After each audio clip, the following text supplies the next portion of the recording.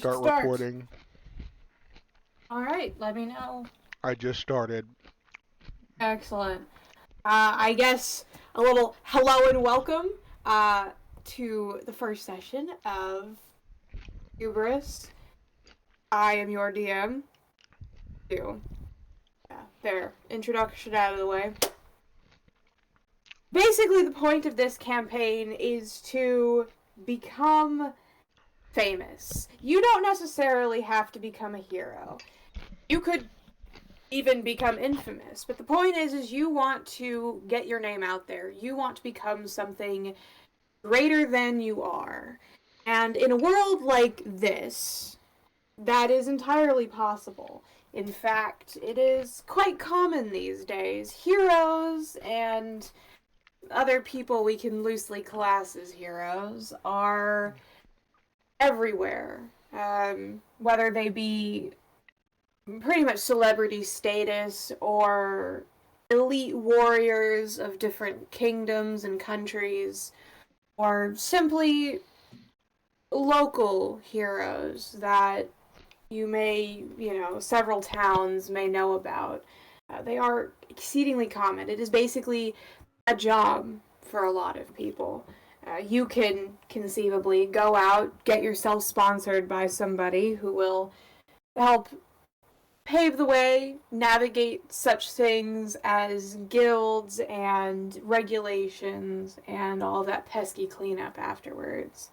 And you can make money that way. Just taking quests and solving problems and theoretically, someday, maybe doing something worth remembering. And that is world you are currently starting in. All of you, for one reason or another, have decided that adventuring, that hero work, is what you want to do, whether it be for a deeply personal reason or just for fun. Now, this is my invitation to all of you, whether you actually tell me your motivation right now or not. Think of a motivation for your character. Come up with some reason why they might be adventuring. Again, it doesn't have to necessarily be because you want to be famous or because you want to save the world. It just has to be a reason to get out there. Alright. Anyway. Is this where we say what we are, who we are? No, you will have ample opportunity to share your characters in a bit. You are starting on the continent of Kalkira in a little town called Fablehaven. Fablehaven is famous for being where quite a few big-name adventurers got their start. It is quite the destination. You could almost call it a tourist destination at this point. Considering how many famous people have been through here and all the different museums, shops full of curios, other interesting things. And, of course, it is a notorious location for sponsors to look for brand new heroes. To start them off on their adventuring journey. Now, mind you, not everybody who comes through here and finds a sponsor ends up getting anywhere. This is quite a cutthroat business, so you've got to be very business savvy. You've got to kind of keep your wits about you, and you've got to remember that other heroes may not necessarily be your friends. But, when you're just starting out, things are a lot less brutal. After all of you are simply, to use some out-of-character knowledge, level 1, and nothing too exciting is going to happen yet. But that is where all of your characters start. You all begin in Fablehaven, a rather temperate climate surrounded by picturesque storybook trees, quaint architecture, the smell of food in the air, and a bright, sunny day. And More specifically, you will all begin as each of you step into the Hero's Tavern. Who would like to introduce their character first? I vote that Valente does. Very well. Alright. Tell us, Valente, when you step into the Hero's Tavern, what do people see? They see a not necessarily like. Hold on. What's the best way to say this? He's small and he's frail looking, but he's not like sickly looking. um, he's a shorter elf, standing 5'8", has long black hair tied back into a ponytail that drapes over one of his shoulders, with a white streak going across the front.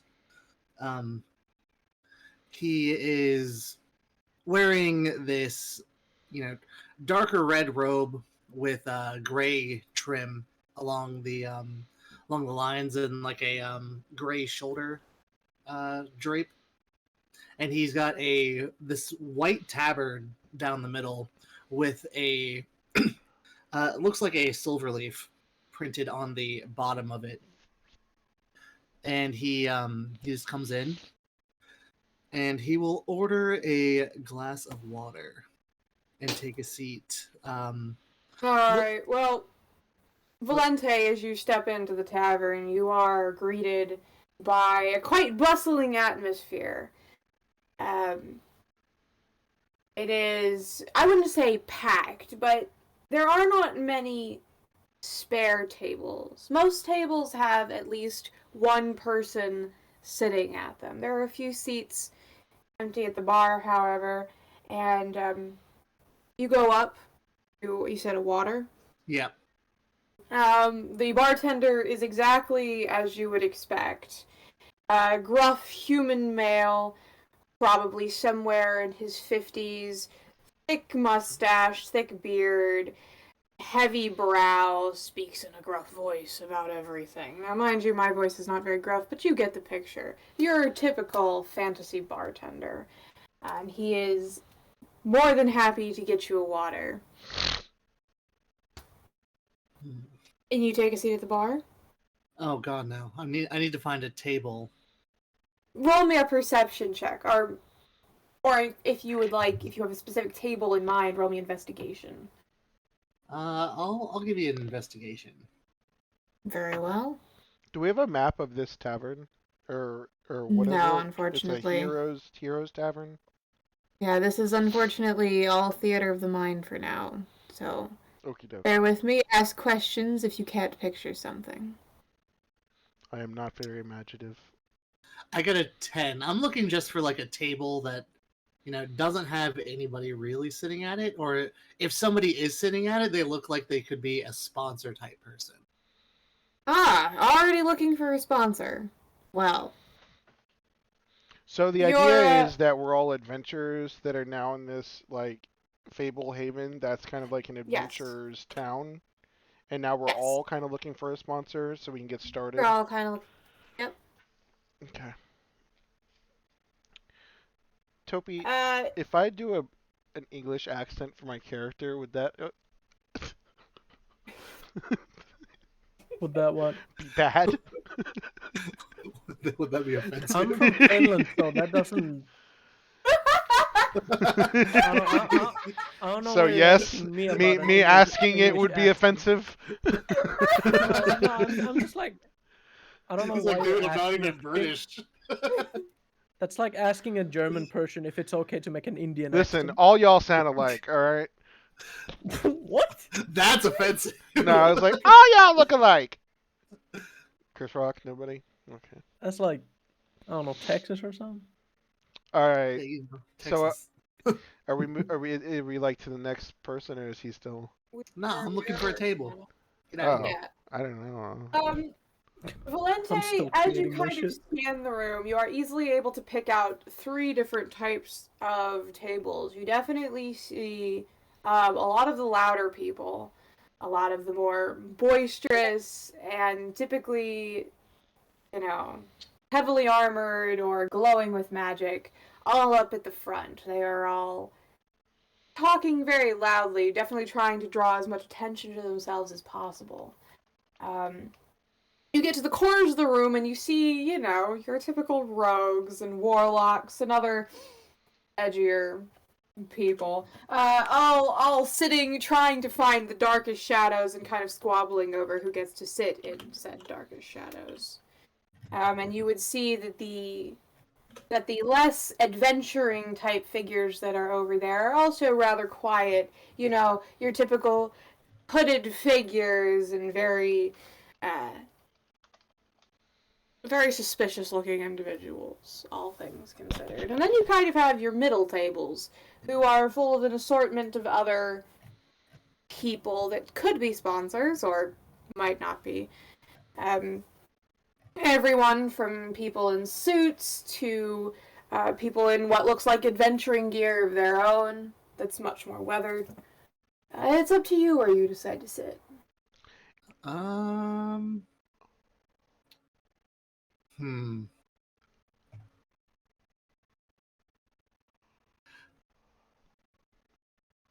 Nobody really you catches my eye, decide. so I'm gonna sit there and keep scanning the room. Can I ask a quick question Very well. again? Sorry. Because this is a pretty common theme, right? Like adventurers looking for a sponsor. Is it typical? Yes. Is it typical that you would try to find a sponsor on your own, or that you find a team and then team first, and then you as a team try to present yourself to a sponsor? That's a good question. You can do it either way. It seems that, in fact, I will let you roll a perception check on that very thing once you step into the tavern yourself. Why don't you introduce your character? I am Jasper Greenheart, and I am going to walk in with Elias Lightning with me because we're together prior to this whole thing. Should I say our backstory or just save that? No, just give me a physical description of your character. What do people see when you step into this tavern? Think like Robin Hood-ish looking for me. I just got like a green kind of like thing with a hood on, except I do have like a very very light brown goldenish kind of mane of I'm like 4 feet tall though, and Fair. I have kind of like dwarven hair, but it's more of like with an elvish sheen to it. Okay, and I'm Okay. kind of like an average like white dwarf, except I don't have the nose of a dwarf. Um, and I kind of have more light features like of an elf, but with a dwarven's body. So you Um, look like a half elf, half dwarf, is what you're trying to tell us. well, I am quite literally a half wood sprite, half hill dwarf. Oh yeah, so But most people would read you as being half elf, half dwarf. yeah, so just I'm not like I'm a different looking kind of dwarf, and but I kind of have like a Robin Hood thing going on. Let's see, what do I have? I guess I just have a backpack. Yeah, just a backpack. And I have a piece of wheat in my mouth that's just hanging out because I Love do. that. Yes. And Um, then Eli is just coming in beside yeah. me. Yeah, Eli, do you want to describe your character? Yeah. I have a blonde head of hair and like brownish fur with the green eyes, and Okay. I have a backpack that is red and a hood, like a hoodie, and Yeah. pants that are also red. And how would what kind of race would you describe your character being? Or what kind of species? I am a tabbit. I'm a Tabaxi rabbit? yep. All right. So kind of a little bit feline-ish features, but mostly leaning heavily towards rabbit, correct? Yeah, like I have a cat tail and cat legs and sharp claws. But you got the rabbit ears. Yeah, and the rabbit face. All right. We're a couple Well, of very weird-looking people coming in together. well, to be fair, as you guys step into this tavern, you realize that you are surrounded by weird-looking people. For once, Yeah, look at that you don't. little, short, weird-looking skunk guy over there. For once, the two of you don't stand out. It seems like everybody in the Heroes Tavern looks, well, I guess interesting is a good way to put it. Definitely like adventurers. You know, like, conceivably, they could all be the main characters of their own story. But, of course, this is not about their story, this is about your story. So, what are you doing upon entering the tavern? So Valente sat at a table by himself? No, I'm looking for a table right now. Oh, so you you went to the bar, you ordered water, and you're like standing by the bar looking for a table, waiting for your water? Yep. Okay. Oh, I'm sorry. Excuse me. Elias, are you thirsty? Yes. You don't have to have a British accent either, bud. You can do whatever you want. No! Yes! Both of you with British accent! That's amazing! Let's go! We're from a far, far away in the far lands. Some would even say it's kind of finny. But what are you trying to have, chap? You want a nice glass of milk? Because, you know, Sure. you're like basically a tabaxi. Get it? Cats like milk. Okay, never mind. All right, I have one as well. That's racist. That is racist. So we walk up to the, just kind of looking around, not really trying to like do anything just yet. I suspect that we just got there, so we just want to get something to drink first before we try to decide anything. So yeah, we order 2 nice cold glasses of milk as we also look around to try to figure out what we will do after that. And I would suspect also that we happen to be standing right next to the skunk short elf guy. Well, Valente, are they standing right next to you? I mean, two people do get awfully close to you. No, they start getting close to me and I back up. I'm sorry, Chop. Did I get too close to you? Get into your bubble? I didn't want to block you from the bar. It seems that you're ordering something. To be fair, mate, I don't think you're really blocking anybody from anything. And this is a 4-foot person trying to call you short. I guess you would know. That I would. I walk over here with my 6'7" Tabit friend here. What's your name? Valente. Why do you ask? Well, we don't know anyone. We just came to, the town here in Fablehaven. Figure you're the first person I've spoken to, and just figured I'd get to know your name. My name is Jasper, and this here is Elias. He is my son of sorts. I can see the resemblance. You know, you joke, but listen to him talk. Hello. As I said. What are you doing in town? Well, I'm attempting to find a sponsor. Oh, so are we. Do you have a team? No. No.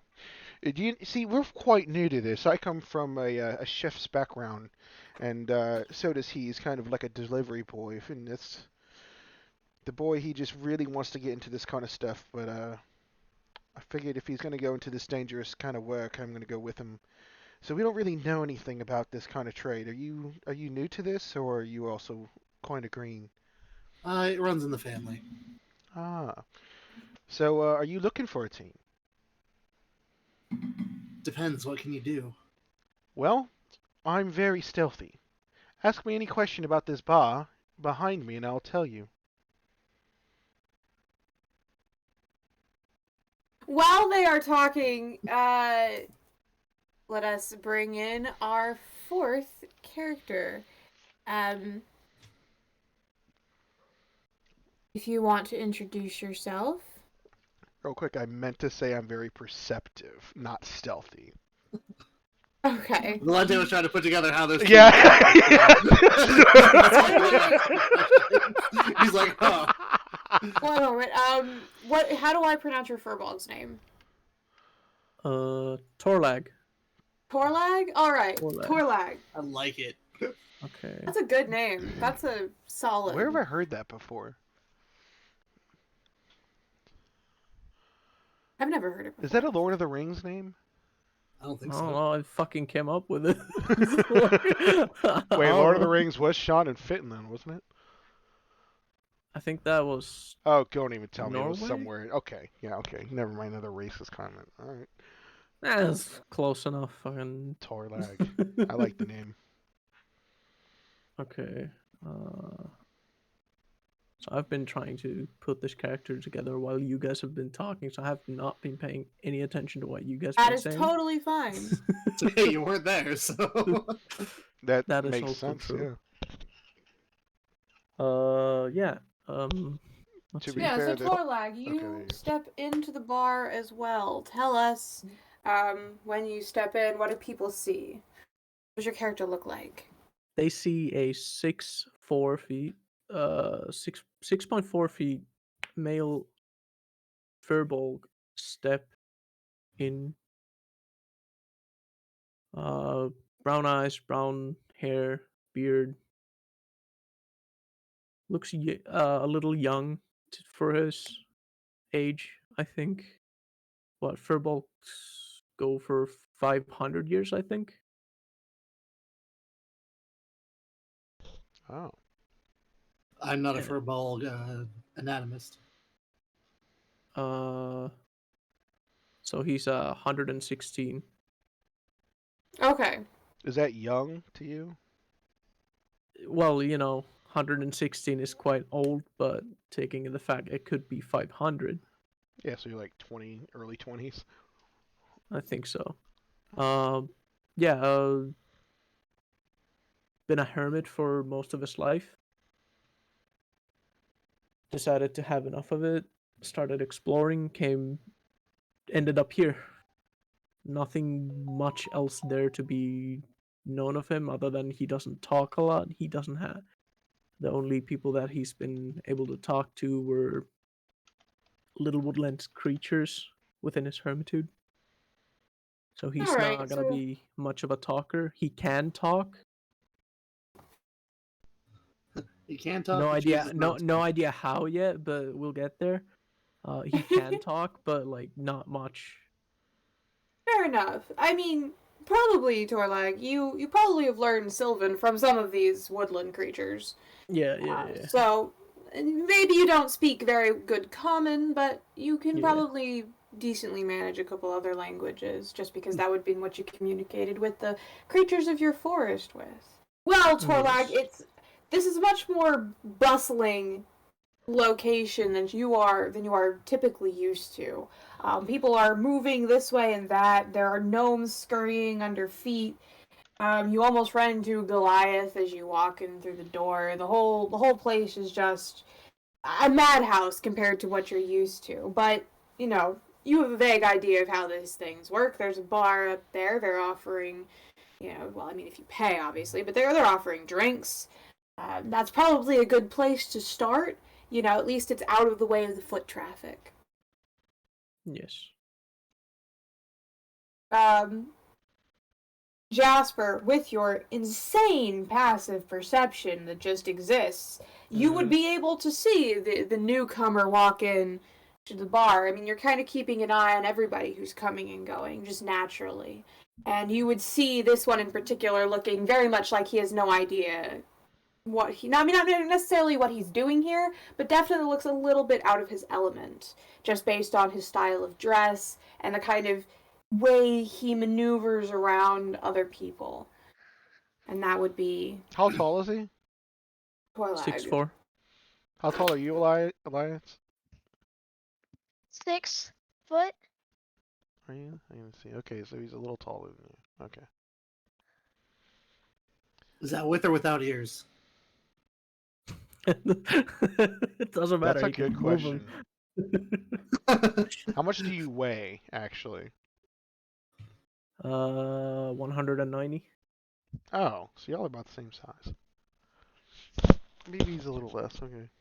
I So, am kind of a youngin, so I so we're am going to be switching. growing from this Are we switching a back little bit. to our little kind of like convo?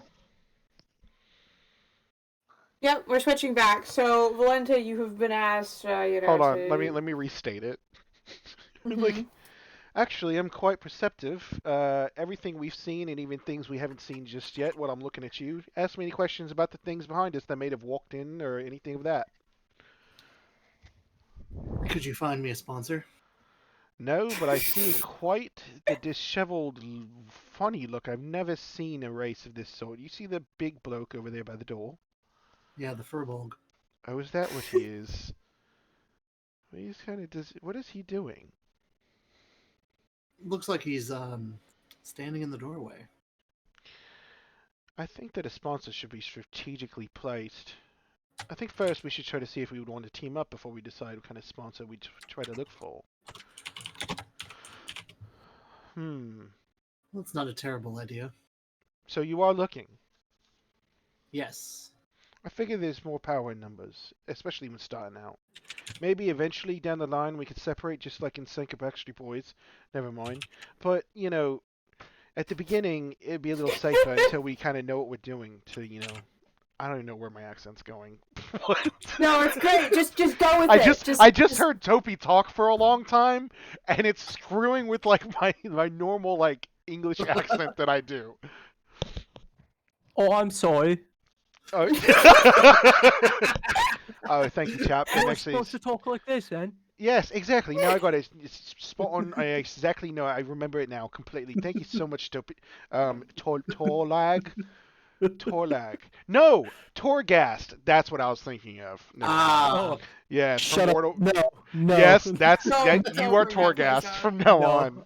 I Yep. hate it. All I right. absolutely despise it. So how many people do you suspect we should have for a team if we're gonna do a team? well, what do you do? Like I said, And what does he do? well, Elias is probably the fastest person in this entire town. So he can run fast, and you can see things. I see everything, mate. I'm an adept spellcaster. That sounds very versatile. So what are we If we're missing go- here? if we're going to be doing dangerous work, I need to know what you can do in a fight, In a fight? other than see things. Well, here's the thing. I see everything, but they will never see me coming, mate. Got it. This is where I tell you that I'm stealthy. I'm a rogue. And Elias? I am a barbarian, and I normally would stay in the front of fighting, I guess, because it's just what I would do, and I guess I'm good at fighting. Well, you don't look too barbaric to me, so He's young. He's a you young have cat that. here. But basically, he takes the front, I take up the rear. And we can keep you protected. To do whatever you want. To cast your spells. He's the front man, and I'll make sure that nobody sneaks up on us and takes your life unalertly. So, what are we missing? What do we want? A healer of such, perhaps? Wouldn't be a bad idea. Let's see here. So, I've heard of druids, or like clerics. I'm not sure. You So, seem to be personable. Why don't you go talk to the Furbolg? He might be a druid. he doesn't seem like someone I might perhaps be very reliant to save my life in a point that needs to be, you know. He He looks like he seems kind hasn't of seen relaxed. civilization in decades. All right, well, he is coming this way. Hey, Furbolg, come over here. Well, Oh. Torlag, you are being yelled at. Oh, Yes, you. Come over here. Torlak kind of just like slowly walks to the table, Hey, chap. grabbing the staff with both of his hands, just kind of nervous. How'd you wander up in here? It looks like you don't know yourself. Me, Torlag. New Oh, here. yes, this is the man we want healing us, me Torlag. All right. Well, what are you doing here? Wondering. What about? I think he said Came I think he wandering. means forest. wandering. Oh, you said wandering? Wandering. Came from forest. Oh, sorry, I had to cough. I came from forest. Well, what you do in the forest? Live. Yes, yes, as do we. What else do you do in the forest? What are you doing here? Torlag just This kind of is looks around like doesn't know how to answer that. I'm gonna All his life has just been surviving within the forest. That's it. That's all he knows. And now I'm he's in gonna this new place. I'm gonna switch to Sylvan and say, Torlag, do you speak Sylvan better? Oh yes, very much so. Perfect. I We're speak wondering. You speak what? I speak Elvish. Is that the same thing? No. No. Oh, never mind. Sylvan is like the Fae bullshit, whatever. Yeah, you have no idea what they're saying. They just suddenly Valente starts speaking in a language you've heard before but don't know, and Torlak answers much more cleanly than he's speaking in common. Oh, what's he saying? He says he speaks Sylvan better than he speaks Common. I see. Well, you talk to him then. Torlag, we were wondering what it is that brought you to this place today. Are you here trying to find an adventuring party? I'm not entirely sure what that is, but I have been living within the forest my entire life. Decided it is time to leave that place Well, these two are and going to assist me explore with my around. research. I'm sorry. I'm sorry, Um, you don't understand what I'm saying right now.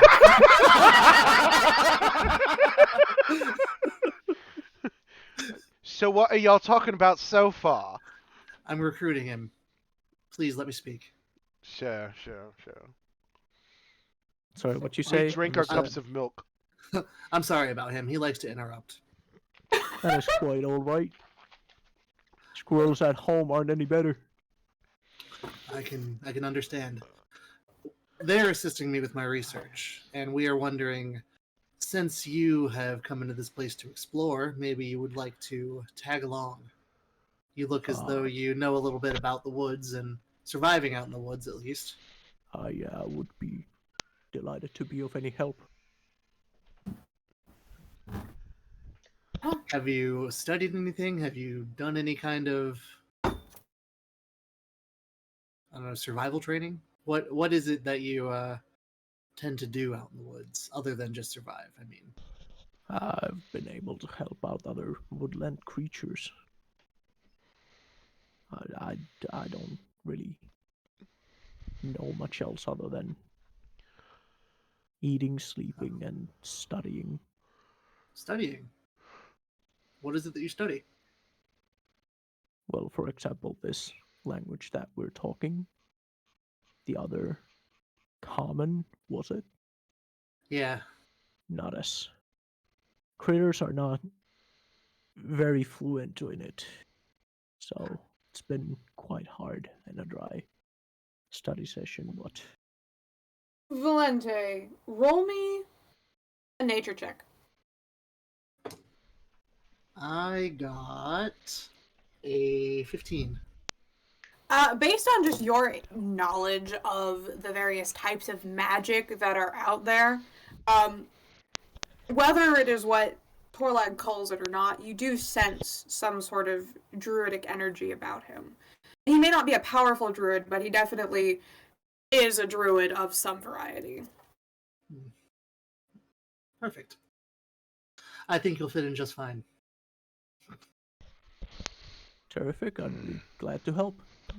Well, my name is Valente. This is Jasper and Elias.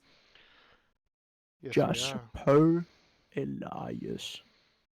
And then I'll switch back to common. He's coming with us. Oh, is he now? Yeah, he understands common. It's just not his first language. Torlag, help. Heal.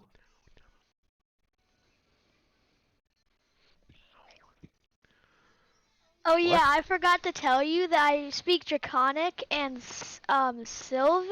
Oh, he understood what I was saying. Amazing! Elias knows what happened. Jaxlers had no idea. Is that so, Yeah, Sonny? What do you think about him?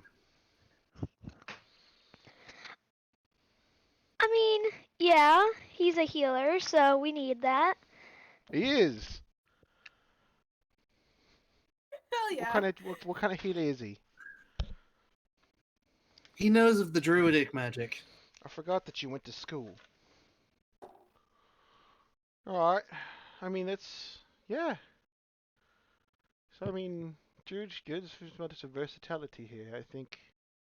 What do you think, Valente? I mean, like, honestly.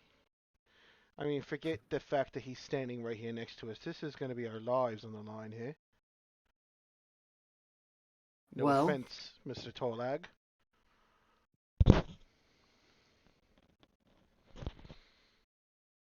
None taken. Is your name Groot? No, his name's- Torlag. It was a joke. He sounded like Groot. I don't know.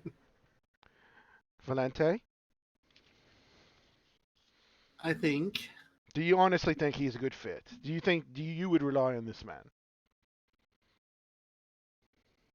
there's room to improve, but there's always room to improve. Well, as long as he's not going to hurt us, all he can do is be better for us. He can at least keep us alive in the wilderness, if I nothing mean, else. He as seems to I- be very look good at that. around. I look around. Do I percept any other possible candidates? Well, I mean, there are countless other people gathered around here, but in your opinion, Jasper, none of them have the right. Oh, Je ne sais quoi. Je ne sais quoi. Yeah, That is exactly what I would think.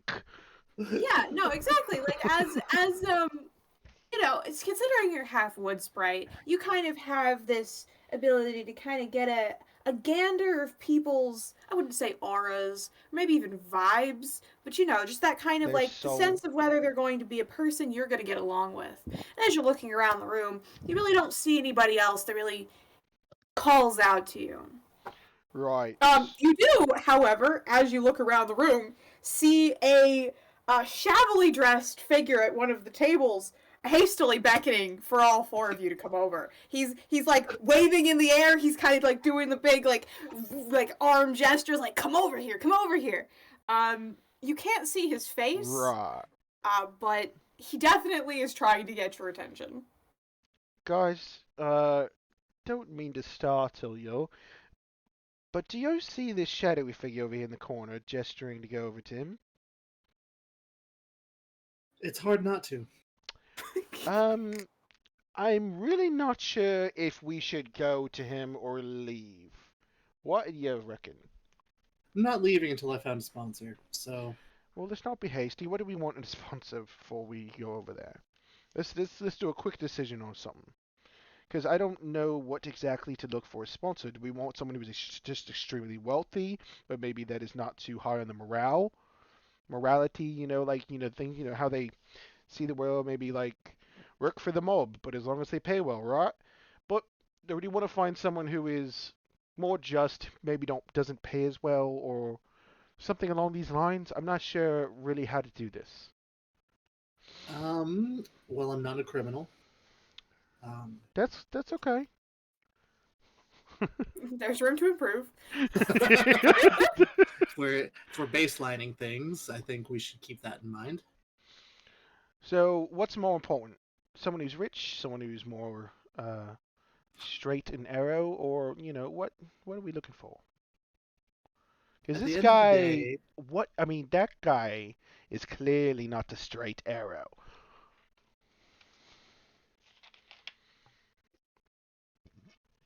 He looks fine to me. Right. All right. So that's what you think. Okay.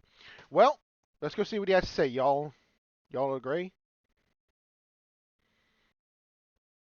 I'm gonna go talk to him, and then I will walk off. Okay. I look at Elias, and then we both chug our milk and are just like, okay, and we just follow him. And when we look at Torgol, and we're like, coming, chap? Yes. All right, let's go. All right, you all head on over to the wildly gesticulating figure. Wait, hold on, real quick. Right as we go to leave, I go and grab Valente and say, hold on. What do we call ourselves? I'm going to brush his hand off of my sleeve. Wait, no. What do we call ourselves? It will be, we can't just go upstairs there. We're just 4 guys that randomly met each other. Come on. Do you prestidigitate it, Valente? Of course. Do you press the what? Jasper, he brushes your hand off, and you see a little glimmer of magic behind, as though he's just cleaning up any potential dirt that you might have left behind. Oh, prestidigitation. Yeah. Prestidigitate. Yep. That is rude as fuck. Yes, he is. I am not dirty, you elf. I don't know where your hands have been, dwarf. They've been all over my crotch lately, and now they're on you. No prestidigitation spell is going to get that off, so boo-hoo to you.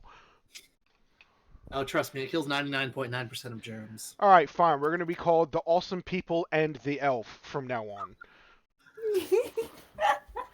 I scooch past him to make sure I sit at the table first before Valente. I give him a wide berth as he scooches past. And then as he's about to sit, I'm going to use Mage Hand to pull the chair out from under him. My perception is way too high for this. Let's be serious. I will let you roll on it. I wanted to make it look like I fell for it, but then I just sit.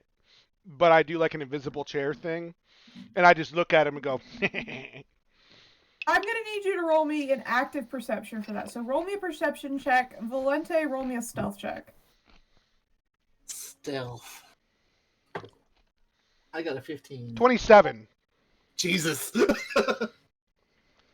So indeed, what happens, Valente, is you think you got him because he goes to sit down on the chair that's no longer there. Then he just sits in the air, as apparently his leg strength is enough to just keep him there. You have to do better than that, mate. He gives you a shit-eating grin. I guess you are as perceptive as you say, and I'll slide the chair back under him. Thank you, sir. And I guess we both just look at this guy. All right. A quick description of him. He appears to be humanoid shaped. You can't really see any distinguishing features either way. From what you can see of his hands, they are human shaped hands. Probably a tan, a darker tan skin, very average shaped, not skinny, but not overweight either. Very average build, all things considered. You guess he's probably male, just based on stature, but kind of impossible to tell until he speaks. And, oh boy, once you guys sit down, speak he does, as he's like, "So, you want to become adventurers, huh?" What kind of an accent is that? Accent? What are you trying to say? I will have you know I don't have an accent. Well, okay, shit. We do want to be adventurers, yes? We are Excellent, looking for excellent. employment. Employment? Well, wouldn't you know, I am officially a certified adventurer sponsor, if you know what I mean. He doesn't look official. There's nothing about this man that looks official in the slightest, but he seems very blindingly confident in this. I've sponsored all kinds of adventurers from That one guy who, well, man, we don't really kill dragons anymore. That was the last The one guy. million years ago. But I also that other guy, the one late. I sponsored plenty of adventurers. And wouldn't you know it, I am looking for a team of adventurers, and you're looking for a sponsor. I think this could work. Can I ask you one question? It's of course. Is your selected weapon of choice a scythe? A scythe? I mean, I've used scythes in the past. I wouldn't say selected weapon of choice. All right. What are you offering? Well, first of all, can I have your names? What's your name? You points to the cat, or sorry, the tablet. What's your name? Elias Lightning. It's lovely to meet you, Elias Lightning. He reaches out, shakes your hand, paw, whatever you describe it as. Yeah, he reaches out, shakes it warmly, reaches over, and he look at Torlag. He does the same to you. What's your name, sir? Me, Torlag. Excellent, nice to meet you, me Torlag. Good to make your acquaintance. What's you, small one? Reaches over towards Jasper. You mean Valente? Valente.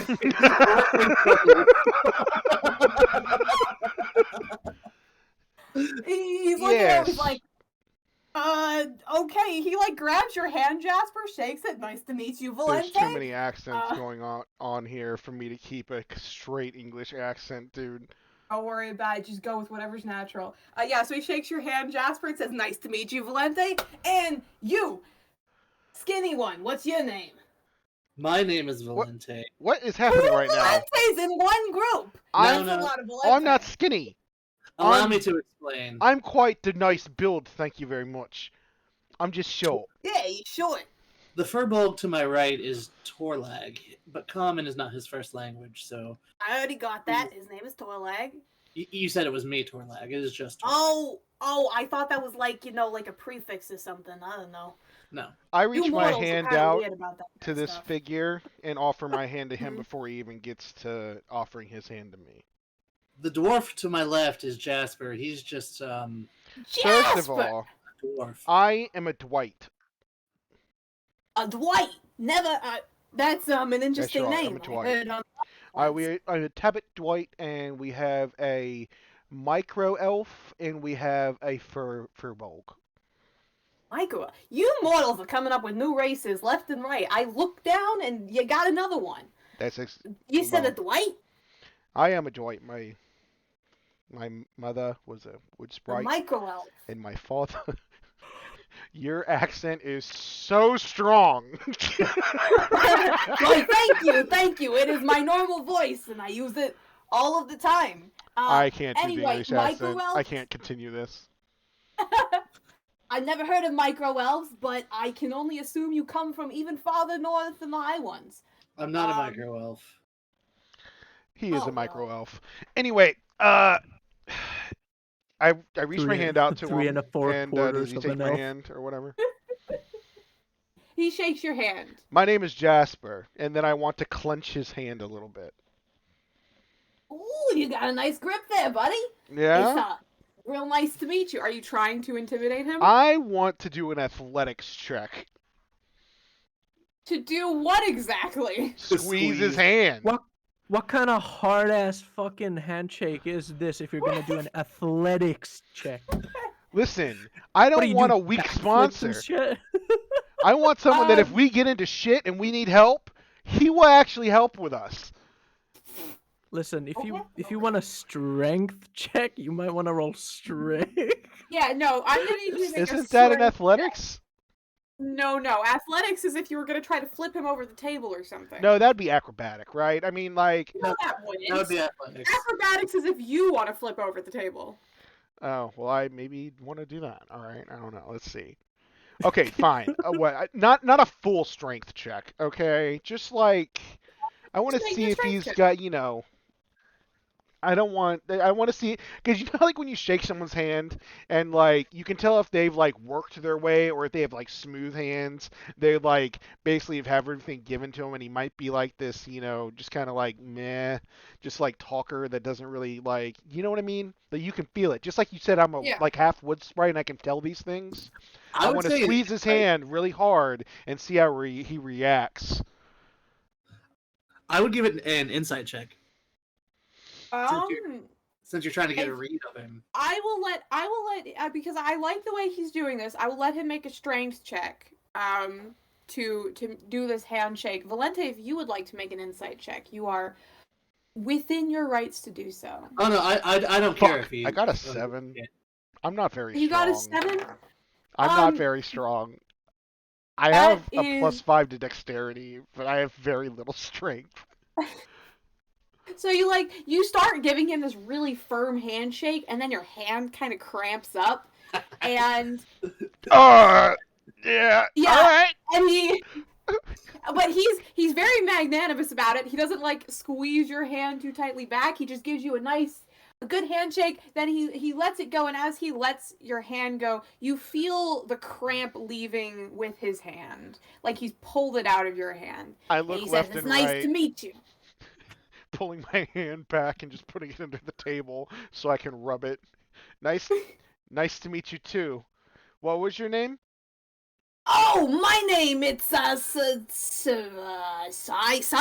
My name is Simon. It's nice to meet you. Oh, Yeah. Simon. Nice to meet Yeah. you too.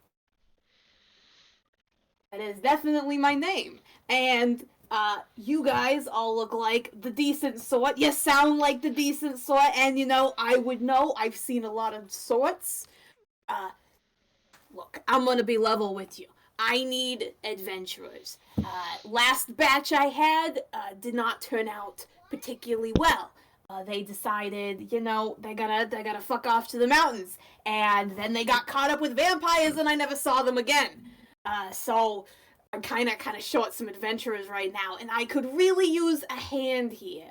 Oh, Vincent. I could really use a hand here. Hand in doing what? Well, you see, I need a hand in some work. I'm willing to sponsor you, help you achieve fame, fortune, whatever your heart's desires. But, in return, every now and then, I gonna need a favor, and I'll pay you to do the favor. Don't think I won't. It's not like I'm gonna shortchange you or nothing. I understand that, you're here to get work. You're not here to just be handing out free candy. But, every now and then I'm gonna need you to do something, and I'm gonna need you to be at least amenable to listening to and hearing me out. Does that sound like something you could get on board with? I look at Valente and I think about what we just previously spoke about, and I look at this person and I say, would these things be legal? Of course they be. I'm hurt. Do I look illegal to you? Yes. You look very risky of a person to have as a sponsor. How can I help but dissuade you of this notion? Is it Have the you ever outfit? recorded Is it yourself and then blood? listened to it back? No, I don't want to hear this voice recorded. No, I'm just saying that to your character. Oh, seeing as recording devices haven't been invented yet, no, I have not. I thought they were I like have not recording listened to crystals and myself stuff. talk.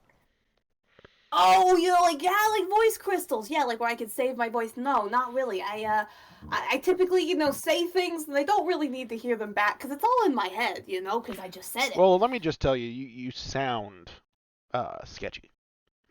You I sound like you're sound trying to get us to sketchy. buy a car that you just bought for $200 that has a lot of problems, but you glued them back together, and you're really trying to get us to buy the car. Well, Oh, I've you never said heard sketchy. What'd you say, Tolag? No, I thought you said you sound sexy, and I got real confused. That too. I was like, wait, what's going on? I'm gonna be honest. This difference of English between us is gonna be very fun. Because if you thought that I said sexy and you said I thought you said sexy, I'm just gonna turn to you and be like, yeah, sexy, and just continue talking. You said sketchy. Okay, now it makes a lot more sense, Connor. I mean, He's really into used car dealers. I'm really into like dark, shadowy robes. Oh, God, Well, What kind how of about- favors are you talking about? That's Oh, well- what sounds iffy. You know, Very the vague. usual kind of favors. Somebody needs some help over here, and I need you to go help them. Maybe there's a minor prophecy that needs fulfilled, and we're gonna let you take care of that. Or, you know, the world needs to be saved, but I mean, the world hasn't had to be saved in like a million years, so like, what's the chances of that happening? Am I right? Am I right? Yeah, I'm right. Anyway, he pulls back his hood, and you would see the most unremarkable looking human you have ever witnessed in your life. Every feature on this man's face is the most average it could possibly be. Just the most plain looking man ever. Could have stepped right off of could have stepped right out of any town, basically ever in this universe. And he's like, see? Not sketchy at all. Trust me, I am just here looking for adventurers, and I assume you guys are looking to get paid. Come on, what are you guys trying to do? What's your goal out here? I want to lean over to Valente and like under like low breath, be like, "Do you have any kind of detect magic spell to see if this is like a fake face?" That takes a long time to cast. How long?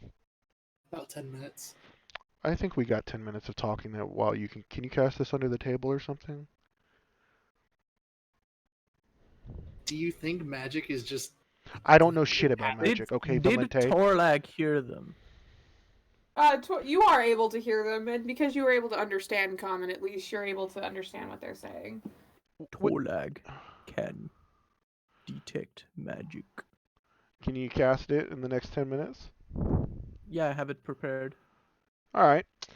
At that point, I'd basically like to go into what is it called when you during a court room when you start reading shit just to take up the time? Oh, yeah, you're trying to distract him. Yeah, so roll me a performance. Well, not just performance. Like these are actual questions that I want to know as well. I just have a lot of questions. Okay.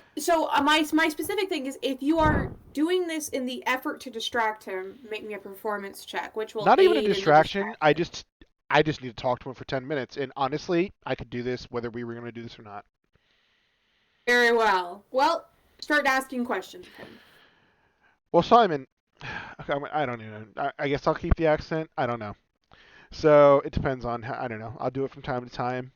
I just switch back and forth because my father had an accent and my mother did not. So I'm like a Spanglish kind of mutt. Simon, see, we're rather new to this. How does this work? How does the adventuring hall here work? How does everything work here in Fablehaven? You see, we come from very far away, as you can tell, and we don't quite know what we're getting ourselves into by getting a sponsor and how this all works. Can you give me a rundown on how this relationship will happen in the sense of a business between us? Because I just want to be crystal clear. Absolutely. I completely understand where you're coming from. So, basically, how it works around here is, adventuring, big deal right now. Lots of jobs out there, but lots of people who are taking them. Having a sponsor like me, somebody who's behind the scenes, who's not really doing any of the fighting or none of the adventuring, really. Well, is there like a board that we take jobs from, or do we get them directly from you? Oh, there are various boards. You can have me get your jobs. You can go to job boards yourself. I am just here to help grease the way. I'm here to guarantee you jobs. I'm here to make sure you guys don't just get kicked to the curb. I am the name that you call when, something goes horribly wrong. And you go, oh, Samuel, Simon, you come over here and we need help. And that's what I do, I'm like, I talk to the bigwigs for you. I make sure that you're not getting cheated out of money. I'm taking care of the behind the scenes stuff that you guys might not want to deal with. And it's a good idea to have a sponsor because sometimes you're gonna need a little extra help in terms of, oh, how do we get from point A to point B? Well, that's simple. Your old buddy Simon here, he knows how to get you from point A to point B. Or like Simon, how do we, maybe we're a little short on money. And I'll be like, it's okay, I understand. Sometimes you need a little extra cash. That's what I do. And it's not even a loan. It's just me putting faith in you that one day you're going to be something great. And then in the end, we all benefit. It's, it's what I'm here for. So I understand that, basically what you're saying is that, you sponsor us, and by doing that, we just do these extra little tasks for you on the side every now and then. And we go out and make our own money, but whenever we need you as a sponsor, you're there to help us out. But what exactly, pray tell, do you offer us? Like, give me an example. Say we get put in jail, and we just found ourselves in jail. Because maybe we didn't understand the customs of the place we were at, and we ended up in jail because of whatever reason. Is that something that you'd be able to handle? I mean, if you're in jail and they got you all captured, you can go, oh, Simon, please help us. And, I may appear outside your window and slip you a file, or, sometimes I may just, walk in there and get you out. It all depends on what I am capable of doing at the time, or, inclined to do. Sometimes it's much funnier to watch you struggle. But don't worry, I will always be there to bail you out. Much funnier to watch us struggle. Valente stumbles in his spell a bit when Jasper mentions what happens if they go to jail. It's like, what? I mean, look. I am here to kind of help you out of your usual little troubles. Things like jail, yeah, that's going to be more my speed. If you guys get into trouble when you're fighting something, or, maybe a quest isn't going quite to plan, well, I mean, there's only so much I can do. I can't just wave my hand and make problems go away. But to a certain degree, I can wave my hand and make problems go away, if you catch my drift. Picking up what I'm putting down, even. What are the entry fees into getting into, like, basically, so say, like, there's a job board, right? Mm-hmm. Yeah. And, of course, is it just, like, you just pick one, or do you have to, like, beat out other people who try to get that job? Well, I mean, when you pick up a job, you'll just ask, and they'll tell you if anybody else has picked up the job before you. If you run into the people who have perhaps picked up the job before you, you can beat them to whatever it is. And if you do, and you're the one who turns in the job, you're the one who gets paid. That's just how it works. Usually jobs will have some sort of metric on them that'll let the people who put the job up know that, you've completed the job. How are these jobs ranked? Is there like a danger ranking to them? I mean, typically that's the job, your average job, your average taskmaster in each town, where they're gonna take a look at you and see what you're gonna be able to handle. But honestly, you can ask for as tough a job as you want, and they'll just hand it to you, and it's up to you if you're strong enough to handle it. My advice is be discerning. Look at the job, look what it's asking you to do, and decide within your heart of hearts if you're capable of it. But no job I give you is gonna be outside of your abilities. Just trust me on that. Alright, how much time has it been?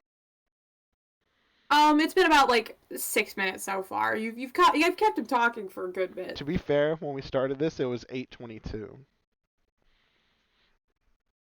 So we're going by like real time?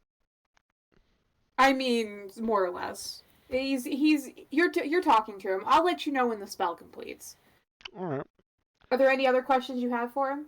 I do. Who's the Taskmaster here in Fablehaven? Oh, the Taskmaster here in Fablehaven? That'd be Harold. You're welcome to talk to her if you'd like. But most jobs in Fablehaven are going to be quite simple. Most of the high-level jobs have been well taken care of. These are just going to be your starting jobs, your baby jobs, if you will. A job to let me see how you guys are going to do. This is my way to test you, to see, am I going to spend a ton of money and time and effort on you? Or is it just not worth it? Are You know we what I mean? your Like, because if you primary... die, Go on. I'm that sorry. would be really unfortunate. True. Which leads me to my next question. Are you looking for a team because maybe your last team died because you couldn't come through for them? Or... Okay, hold on. I would not say my last team died. It's a little more complicated than that. One of them I'm went all back to ears. rejoin the void. The other one decided he was happier as a vampire. One of them decided to free his brethren in the dwarven state. Because it complicated history with the Minotaurs and the dwarves. Let's not get into. Actually, you might know about it. How many times have you been to the dwarven city of Minotaur? Squints at Never. you. Never. Well, never mind. You probably don't know anything about it. Anyway, point is that the team. It was less of a they all died. It was more of a situation of they decided to go different ways. Some of them killed each other. There were some complications. The vampire wasn't real great friends with the human. One of them was all about revenge, and that's kind of difficult to team comp with. If somebody's just on a revenge quest, but it happens. Sometimes a team just doesn't work out, and that's okay. It's just if enough of them don't work out, it becomes a situation of where he sniffles dramatically, wipes away a tear that isn't there. Well, we just have to part our different ways, and I have to find somebody new. All right. Which is gonna be Calm you down. guys. Pull it together. All right, just pull it together. All right, just Now, Grin you did immediately back on mention his face. you did mention before speaking to the bigwigs, and I look at Torlag and Valente and say neither of you are of noble descent, correct? I'm concentrating, and if you keep pulling me away from it, I'm going to lose my shit. I mean, you can do concentration spells while fighting. You can't do it by answering a question. I am concentrating on casting the spell. I'm not concentrating on maintaining the spell, and you are interrupting my verbal components. Okay, fine. I just say none of us are of noble descent, and I just look around at everybody and just take that in as that was a true statement. And I look at Simon and say, when you say you would speak to the bigwigs doing things that we aren't able to, is that kind of signifying that you are of noble descent where you can get into places we cannot? I mean, you could say I'm of noble descent. I am definitely of a descent, indeed. I was descended. That made no sense and installed zero confidence in you being able to handle bigwigs as you say. So are you saying trust it's relying on just me, you look. being of such an outstanding reputation? I have Why an are you amazing able to talk to the reputation. bigwigs but we cannot? Okay, let me level with you. I have an in with a lot of people. Now, you guys may never have heard of me, but the name, well, my name carries a bit of weight to it. And, Would Harold agree with that? would Harold agree with that? I mean, of course he'd agree with that. I mean, he doesn't much like me, but he does listen to me. Was Harold in this tavern? Is Harold in the room with us right now? No, he's not. He's back at the job postings. You think I just carry a Harold around in my pocket where I can pull him out and he can talk to us? I'm I mean, saying I this is a could pull him out of tavern my and he's pocket. human. Is he human? I don't know. I mean, he's human adjacent. Well, he's a being just like us, and maybe he wants a beer. Maybe, do you want me to pull Harold out of my pocket? Do you want me to just pull him That'd be a out very of good my... trick, actually. Well, I mean, it would be kind of rude to him to just pull him out of my pocket, but I mean, convince me. Roll me a persuasion check. Wait, what? Roll me a persuasion check to convince Simon to pull Harold out of his pocket. Persuasion. Okay. Hold on. 16. 16. Wait. Hold on. No. Hold on. That's not right. That's not. Hold on a second. I think that rolled with advantage. Hold on. 9. You got a 9? Yeah. Simon kind of like leads forward and goes, look, if I brought Harold here, I'd have, an angry Harold on my hands. And he so gestures loosely. So strange, I mean, an angry Harold is a difficult beast to contain. So, personally, I do not want to just yank him out of his little cozy house, or if he is working currently, then his little job posting place. I don't want to just yank him out of there and bring him to the bar, but I can give you directions to get there if you are willing to, that's fine. sign not a on big with deal. us. One of my last questions, it's not my last question, but one of them, is if we were to go into this pursuit with you, there has to be some kind of contract. How do you do that around here? Blood contracts, verbal contracts, spirit contracts, paper contracts? No. We do written, normal contracts. Reaches into the layers of his cloak and pulls out a scroll that just unravels as he does, and it looks to be a very lengthy and detailed contract. All you gotta do, sign your name at the bottom. It's okay. It's legally binding. This is just to let you don't mind if know I sit that, here and read this whole thing, do you? I mean, you perfectly will. You're perfectly within your rights to do so. I start reading it. And all right. Meanwhile, definitely not going to take 10 minutes. Who is casting Detect Magic? I was. I thought they both were. All right. We both might have been. Torlag, are you also casting Detect Magic?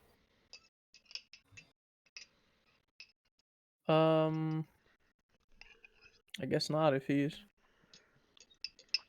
Alright, well, Valente, your spell completes, and the moment it does, you get this brief sense of being just absolutely blinded by magic. And then it's gone. There is no magic on this person. None at all. That doesn't He sound... appears to be a very... What? He appears to be a very ordinary individual. Did you just get, like, flashbanged by, like, a better wizard? Yeah, so I cover my head. I, like, hold my head for a second as the magic just, like, hits me, and then I, like, shake it off, and I look around, trying to identify what the fuck that was. I'm like, huh. What do you mean, huh? Well, he's not magical. You're sure? Something in here is, but not him. Well, I'm sure there's a lot of things in here that are magical. That's not what we needed to know.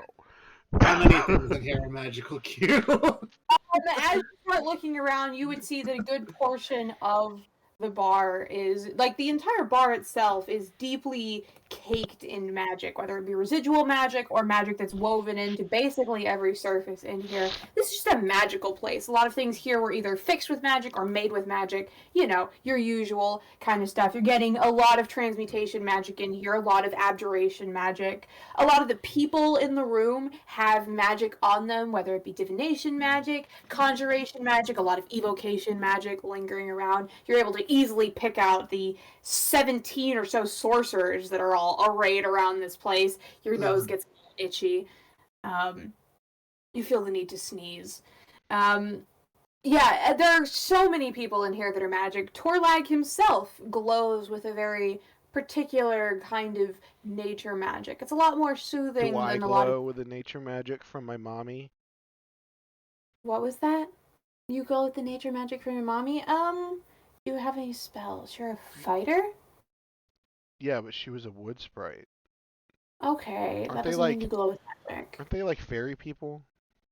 Doesn't mean you glow with magic. There's a difference. No, Fairies don't all have magic. magic. So nice. Actually, all fairies do have magic. Really? All fairies? Yeah, well, I guess not all fae, right? Yeah, Surely. Yeah, not all fae, but fairies do. Yes, all have at least a little bit. Of I magic. thought fae were literally made of magic. Oh. No. Oh. But I guess there's probably there may be a little bit of lingering residue on your two other companions from various sources, but they don't seem to have any personal magic.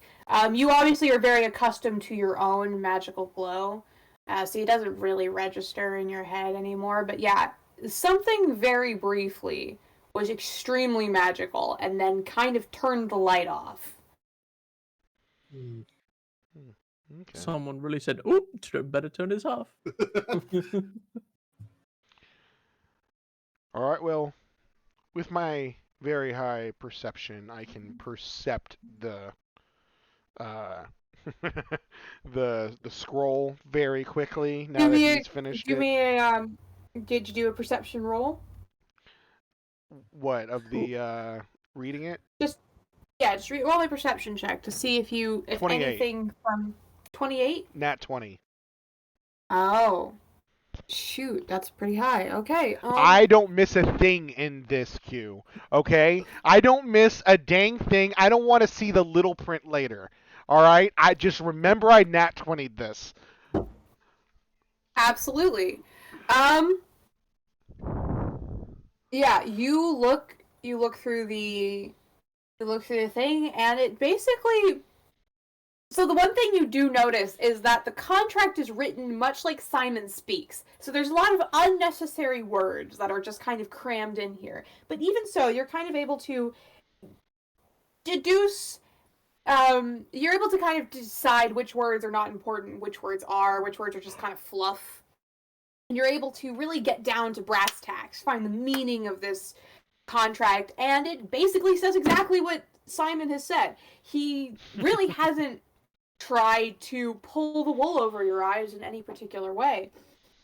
You do notice that the contract doesn't have much information about him and who he is, but it does have a great deal of information about, like, what you'd be expected to do, the kind of quests he's going to send you on. There is a minor clause in here that no job he hands you is a job that he intends to kill you. He cannot intentionally send you on a quest that will result in your death. However, accidents do happen, and there is an entire clause in this contract that involves, the legal print of, like, look, any deaths that occur because you guys were being stupid and died out there adventuring and fighting stuff, that is not on him, and he bears no legal responsibility for those deaths. Fair. However, you are entitled to a certain amount of compensation if you do die. The only thing I want to make sure is that, like I get that. That's fine.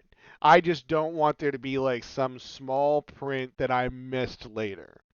That's the only thing. Because I don't know this guy. I don't know what's to come, but from as far as I can see, it's a straight up genuine contract. Eli, are you Yeah, sleeping? No. That might be Isaac. He breathes heavily into the mic when No, I he's think not he was paying breathing into attention. the mic. I think that would. I am was what Eli was offended. doing. I am sitting far back from the mic. Anyway, yeah, it appears that there's nothing untoward in this contract. Really, nothing that would give Simon any undue power over you, any undue Mhm. and be able to ask of anything of you that you would not want to do. You even notice, like, scribbled onto the contract, he's included a clause about no illegal stuff. Interesting. Because, you guys had mentioned you guys didn't want to do illegal stuff, so he's including that in Well, the contract. Valente Isn't that nice? said that's what he prefers.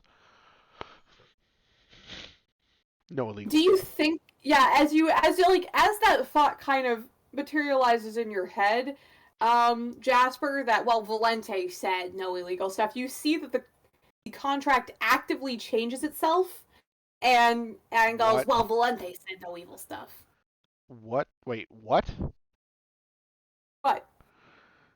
Hold on. As I thought that, the contract before Yeah. my eyes changes to say. Yes. Yeah, it adjusts to better suit the actual terms. Wait, so I watched the contract change in front of me? You just watched the contract change in front of you. All right, well, I look at Simon and say, what the fuck is this? What the fuck is what? What the fuck is this? Why did this just change? Oh, because it wasn't correct. You haven't signed anything yet. What? So it can change after I fucking sign it? What the hell just happened? No, of course not. After you sign it, you get to keep it, and then it won't change. It'll just be exactly as it is. But up until you Is this a sign it, common thing? And I look to my left and right. roll. Anybody at the table is allowed to roll me a insight check to know if it's common or not. I'm gonna roll a, I guess, investigation to see if this is common amongst Fey contracts. Sure. Oh, can I do that too? Sure. What was it? Was it Investigation. 22. Wait, what did you roll? 22. No, I mean the thing. Oh, investigation. Investigation. Okay. Are you guys hard Oop, rolling? yeah, no, never mind. I'm going back to insight. My investigations. Are you guys dog rolling shit. actual dice? Yeah, I'm rolling actual dice. Okay. Okay, no mind. It's fun to roll actual dice. There you go. 21. 21. 21. All right. So, Valente, you get a 22 on investigation, and Torlad, you get a 21 on insight. We're rolling through these rolls.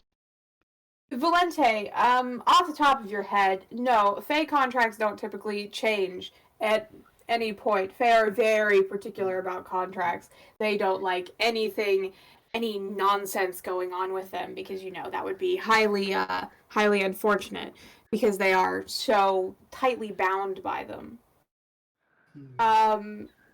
As for anything else about it,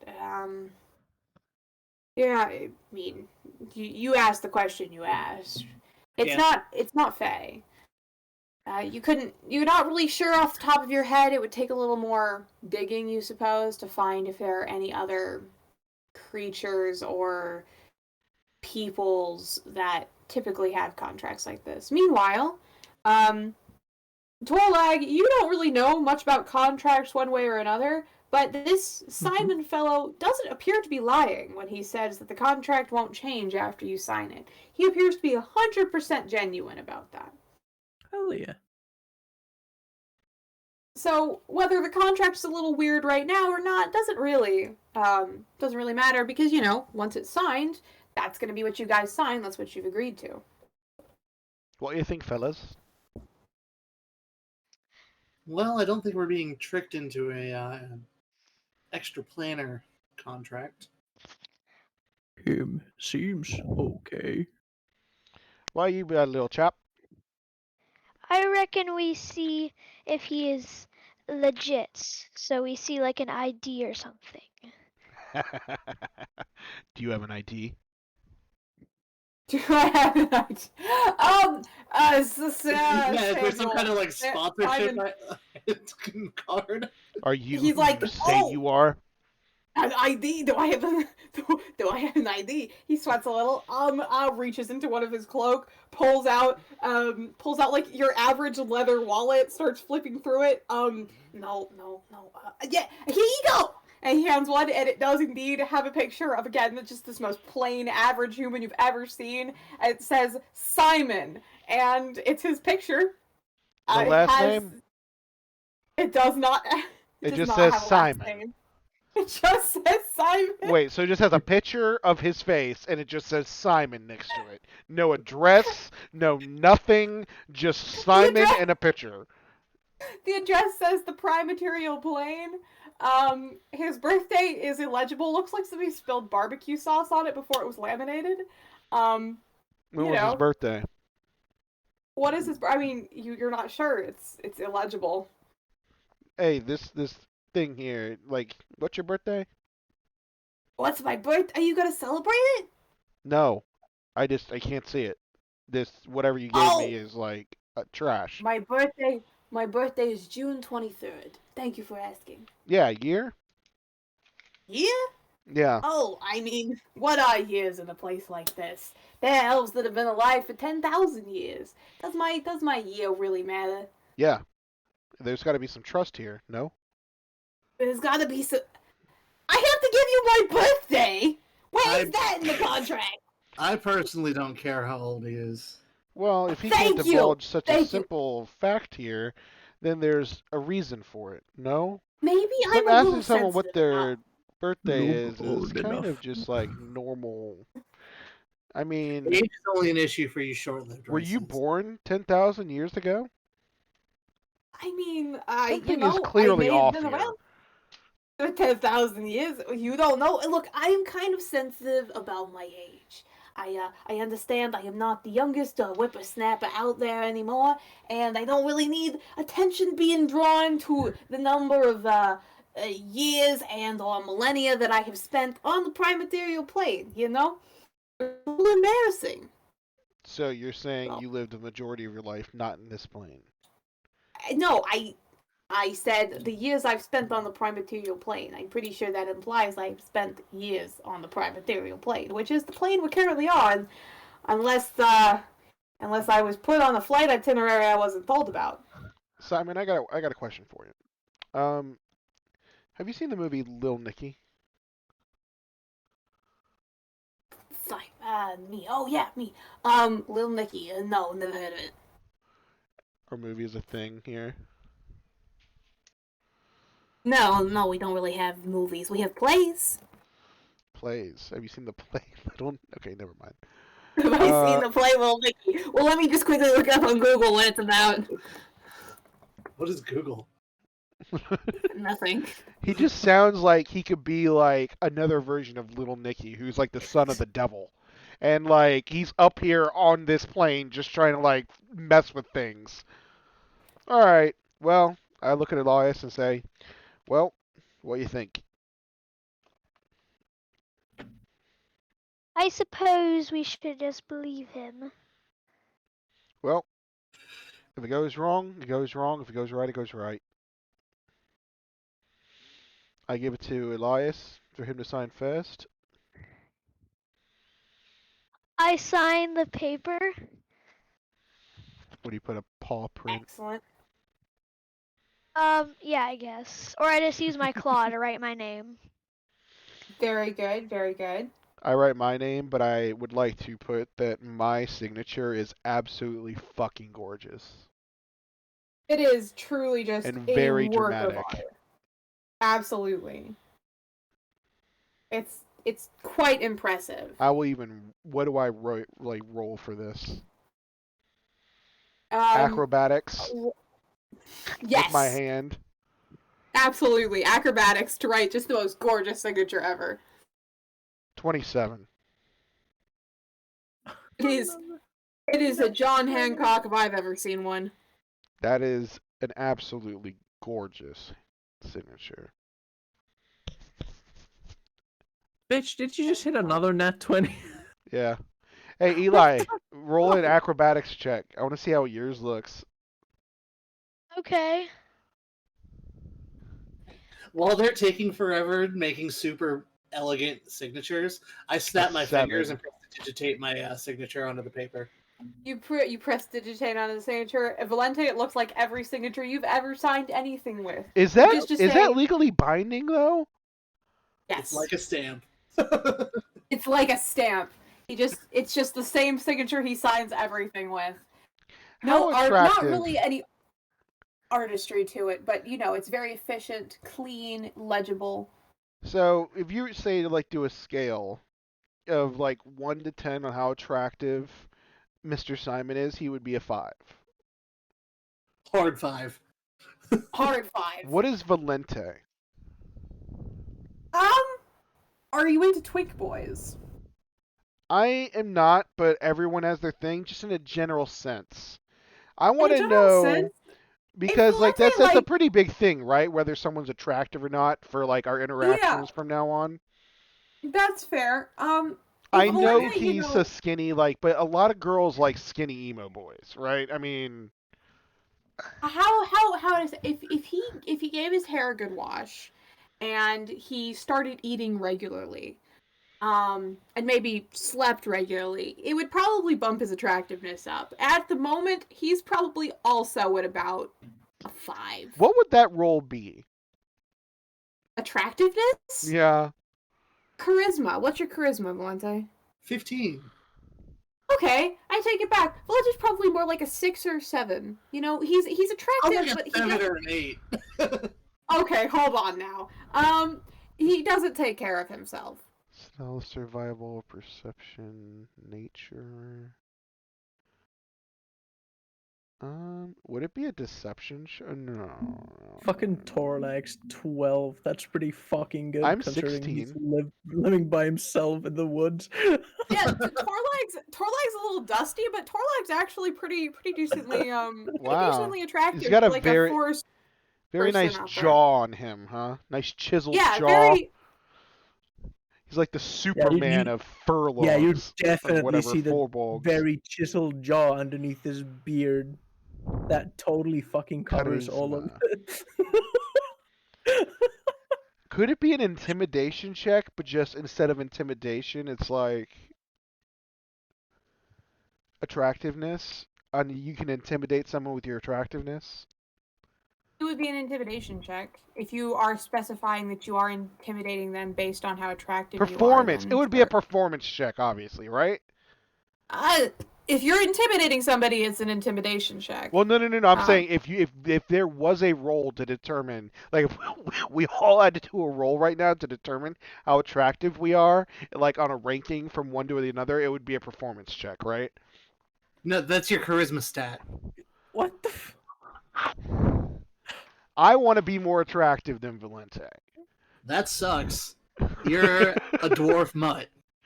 I am Yeah, a 16 charisma. He's an half elf. You're a dwarf. Another half elf. I am a half dwarf. I am half gorgeous wood sprite. Do y'all know what wood sprites look like? Have y'all ever seen a wood sprite? Yes. Yeah. They're Have gorgeous. you ever seen a dwarf? Whatever. You're probably super You're cute. half elf and half skunk. Get out of here. You're probably twinky for a dwarf, actually. No. Actually. You're probably pretty fair, like a pretty dwarf. I am a pretty dwarf. That's exactly what I am. That's kind of weird. Jealous much? Skunk. No. You look like a small elf. like a small. He is a micro elf. Micro elf. He's the micro elf. He's got this thing where he likes women to talk about how micro elf he is, and that's what he gets off to. Oh god, no. It's a thing. Ask him. I just want to say that Simon is just watching this with utter curiosity. All right. Well, did Torlag sign? Oh yeah, Torlag do you just- want to sign? Torlag just puts like a fingerprint. That on works. it. That works. You see briefly the contract glows, probably a bit of a dirty gold color, and then the ink that you guys use to sign the paper dries, and Simon just rolls it up and sticks it into a little carrying case that he also pulls out of his robes, and would pass it over. Well, he kind of like passes it over the table and just kind of holds it out for whoever wants to take it. I'll take it. Do you have like a bag of holding or something? No, but I have care. Is that like a word you just used, or is that like a thing? It means I'll keep it safe. No, you didn't answer me.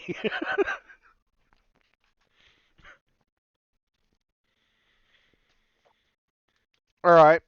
Where do we go from here? Well, now, this is where I send you on your first job. It's pretty easy. This is just going to be your basic... Hold on. Is this a favor for you, or is this our first job? This is a job within the city. We're sending you on this little quest to get an idea of how good at doing quests you guys are. You know, if you fail this miserably, well, I mean, that would be real unfortunate, and perhaps the contract will be revoked. If you do well, then we're smooth sailing. I just need to know that me putting my trust in you and giving you money and resources and my time to adventure is going to be worth it for me. You understand? You feel me? I understand. We understand. Oh, we. We. We. Wonderful, wonderful. So, I've got a couple jobs right here for you. And he reaches again into his cloak and pulls out a couple of papers and puts them down on the table. There are 2 of them in particular. So we get to I will choose look one? over them. What do they say? It appears to be 2 fairly simple jobs. One of them is help wanted rats in the sewers, which is just a fairly straightforward job. States that Elias would be good at this. How big are the rats? Are they like here's are they like human sized or are they like normal sized rats? Valente turns to look at the giant cat rabbit. You're worried about how big the rats are? well, I mean, for you, Elias, they're not as big as you. It appears the rats are each about 3 feet long and about like a half a foot to a foot high. Well, They're I would pretty say big if there rats. was anybody who was born to do this job, it's you, Elias. I guess I'm gonna be eating good tonight.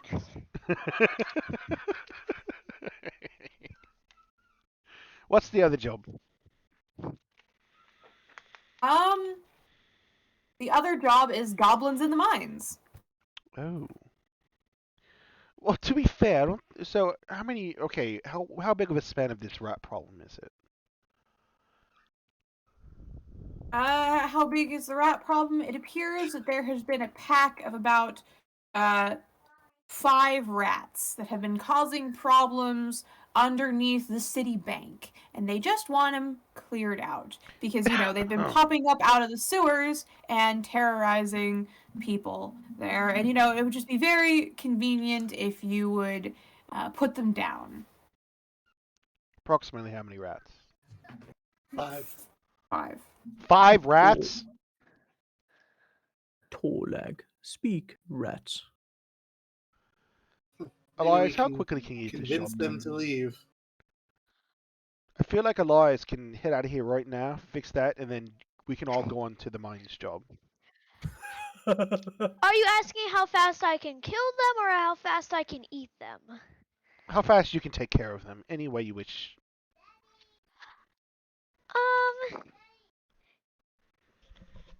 Give me 7 minutes. We should. Then We should just- split up. Well, And he's gone. You should. I would recommend following after him. Those rats are not going to be something he can deal with on his own. They're rather big. I'm sure he's very tough and very good at what he does, but you might want to go after your kid. But I will assume Elias, that Elias. This is what you're doing. Bring me back the rat tails, and in return, you will be paid a nice sum of 500 gold. So, 100 Y'all gold want to come with each, me and to then follow a little him or gold what? extra. Yeah. Alright, so we need I to will bring back meet rat you tails. back here. Yeah, I will meet you back here whenever you've completed the quest. Why must kill? Is there a certain time before the other quest expires? No, you can theoretically do both. Simon will lean over to you, Torlag, and will say, "Look, if you don't want to kill them, and you can convince the rest of your party not to kill them, just knock them out real good, and then just carry them outside of town." Why? And if some people don't really want to kill, I completely understand. In that case, just get me a tuft of each of their fur.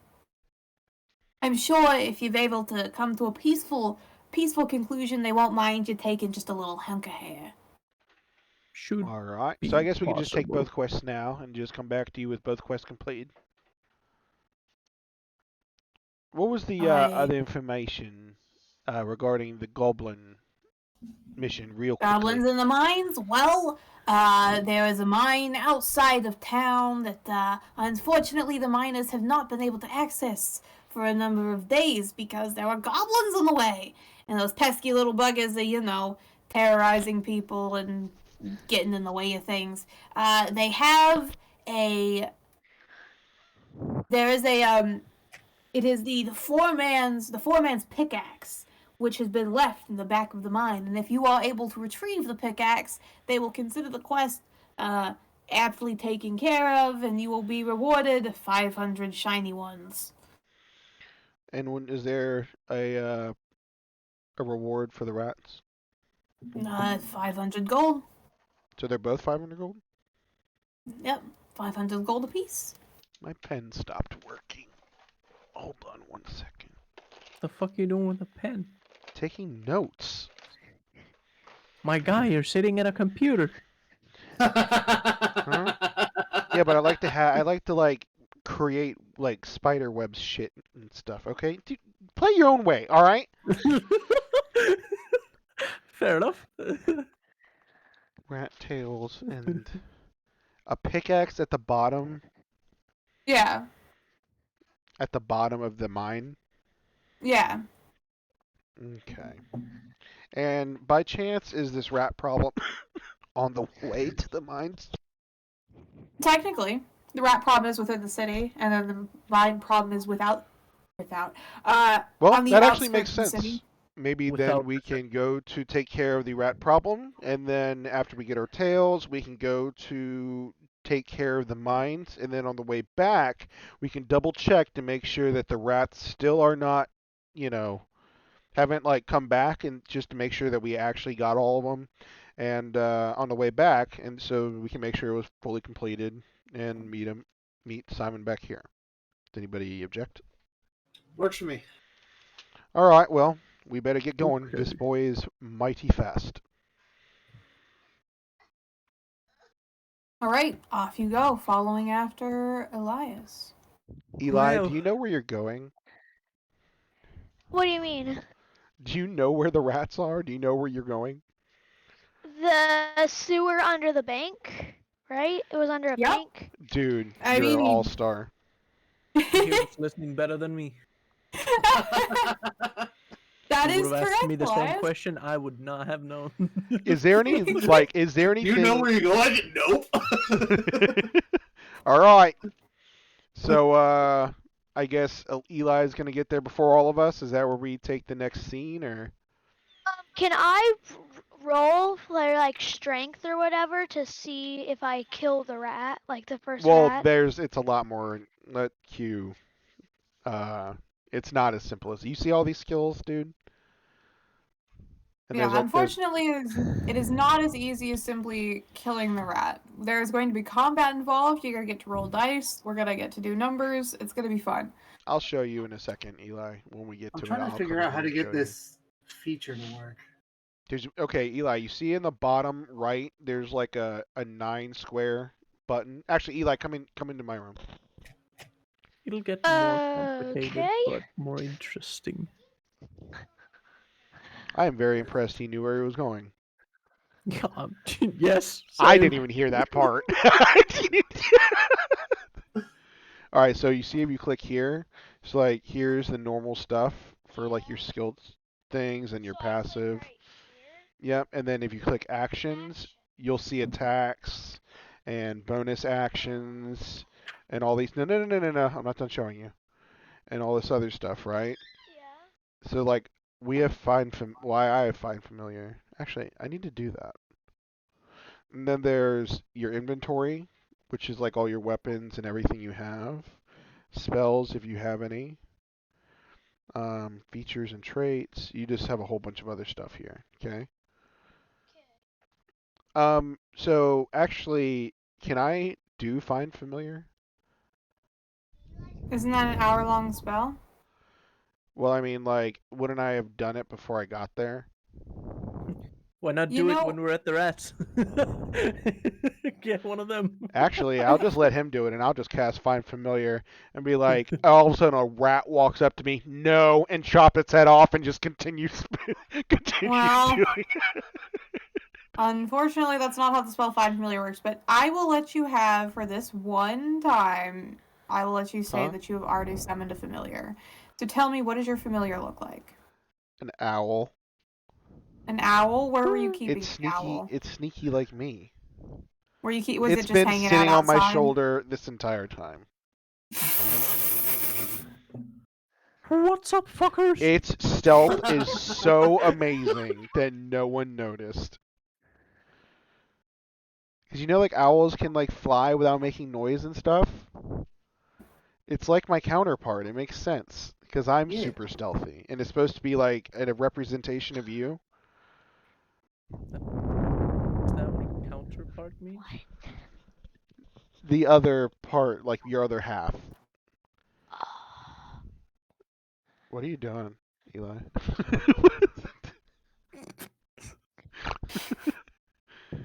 All right, so it's not like an owl though. It's didn't I send it to you? Her name is Cortana. Yep. Cortana the owl. It's Master like a Chief. it's the little it's the cat thing. Hold on. the one that you showed us. The cuckoo griff or whatever it's called. It's something like that. I don't remember what I'm. Hold on. I linked it. Dude, it's right here. Oh, here we go. It was going to be Randy Longwood's. So copy. And where'd it go? Here we go. I'm putting in D&D chat. Boom. That's a whole ass dragon. No, that's just that's no. You gotta click it. Here, actually, I'm gonna do this, and then go like this. Why isn't it working? Oh. Oh yes, the fire-breathing cuckoo griff. It's vicious. Wait, is this working? Sorry, icy fire-breathing cuckoo griff. The That's fire-breathing icy cuckoo griff. Why is this not? It doesn't look icy at all, man. It's just a blue. Okay. Okay. I don't know why this isn't working very well, but here, actually, it worked for me. no, on the Twitch. Here we go. Now I got it. Oh. Just so people can see, that's my There you go. It's got the same stats as an owl. It's just like the size of a cat, and It's baby. her name is Cortana, and it is the love of my life. Because I don't deal with women. Hey, what? Yeah, you leave that owl cat alone.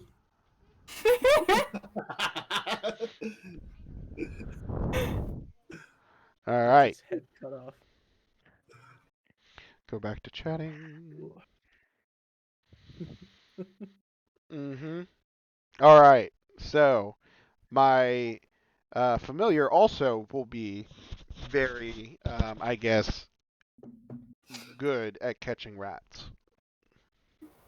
I think you're underestimating these rats. Maybe. I don't know. It's an owl that hunts rats. Also a cat that hunts rats. Yeah. It was bred for this. Yeah. Literally made for this. And my son is a Watch the rats be cheetah. twice the size of that thing. Okay, then I'll be like, all right, just let Elias take care of it, honey. Yeah. All right, so what? Does I Elias told you get how there? big the rats were. If nobody paid attention to how big the rats were, Eli, that sounds Eli, like how big are the rats? They're medium sized. They're people No, sized. because that was his question. They're about as big as a turkey, I guess. Is that Well, right? you know what? Turkeys are pretty big. I've seen some turkeys recently. I would say they're probably a little bit bigger than a turkey, but not by much. A little bigger than a turkey. So we're gonna eat good tonight. All right, I'll eat some He's rat. like, oh, 5? That's a lot. Are these things gonna talk to us and like know kung fu, and then like have a bunch of little turtles that like are their army? No, there's not. No, we don't have any. Master splinters. No All right. Steven here. So what do we do now? What does Eli get there or what? Yeah, Well, let me. Eli's probably There gonna is be 5 of them. It's Master Splinter and the Yeah, that's exactly what it is.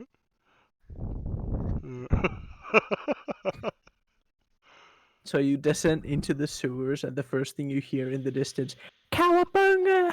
Cowabunga it is. Cowabunga it is. Totally mean- tubular. I'm not saying that somebody's tied turtle shells onto the backs of these rats, but you know, one of them's fighting with some nunchucks. I don't know, like it's kind of impressive, honestly. They've managed to teach these rats to do so much. Oh, Christ. Torghast. Shut No, up. not Torghast. All right, That so was if a name I everybody didn't want who to hear wants, for a long time. if everybody wants to move over to roll 20, you should be able to see a map. It's a very simple map, I will grant you, but it is a map. I was just about to say the paint skills are in use. Thank you. I really I am an artist after all. Hey, Oh, how yeah. do I make the names go away? You The can fuck stack is that at the all- corner? You can move each of the names. No, Okay, there's a way I to got do it it. to go away. Why is there a cat at the corner? Oh, see, that's Eli. It was just a cat. Meow. Wait, that's He's a a cat? That's Yeah, it's a just rabbit. straight That's up your cat. Until I No, find a that's better not a character. rabbit. That's a cat. Until not a I've rabbit, drawn that's your a cat. character, this is going to be your token for now. The Oh. only Oh, okay. the only other option was a pink bunny, and I feel like the cat is a little bit better. Fair. Anyway, yes. You are easily able to find the sewers underneath the bank, Elias. I am really You bad at do this for people some who are watching. you do some running, you do some looking, you get pointed in the right direction a couple times, and you are able to find an entrance to the sewers that is big enough for you to get through. They do warn you, because after all, the rats down there are quite dangerous. But you are permitted entry, and they wish you the best of luck in defeating the creatures down below.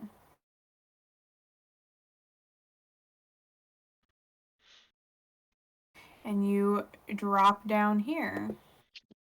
You are met with, well, I mean, it is a sewers. It's the nicest sewers you've ever been in, if you've been in a multitude of sewers. It doesn't actually smell as bad as you think it would. There appears to be a large amount of magic that is rising off of the, well, sewage beneath you that is likely masking the smell. In addition to that, the place is remarkably well lit. You see a couple of torches on the walls at regular intervals.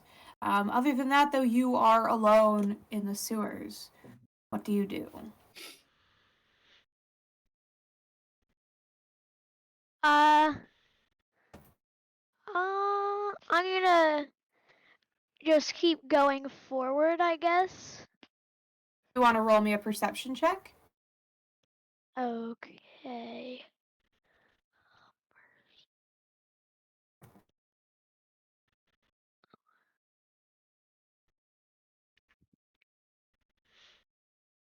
Do you see where it is, bud? Oh, yeah, I see it. 20. Yeah. Damn. Good. Good. Y'all good Very, at very rolling. good. All right. Good for you. Yeah. As you kind of look around, Elias, the sewer seems to stretch out basically endlessly in front of you. But you kind of know better than to just rely on what you're able to see. You also know that you kind of got to listen for what you can hear. And as you kind of close your eyes and listen to the sounds around you in the sewer, you are able to hear the sounds of skittering, of paws scraping over concrete in the distance. It appears that the rats are nearby.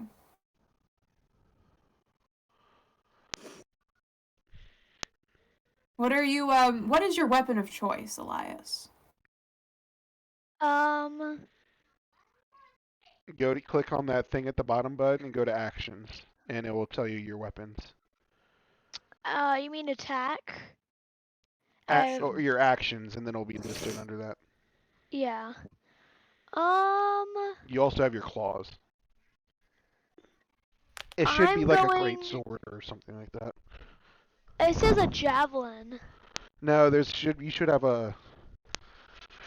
Hold on, I'm coming. Maybe it's not equipped. Okay. Yeah, he might have to go through his weapons and click the wheel. Yeah, I only have a javelin. Okay, dude, this is ridiculous. You need to like get up in your sit at your like. What are you doing?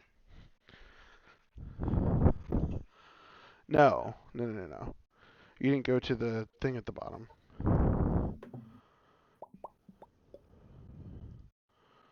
So clear.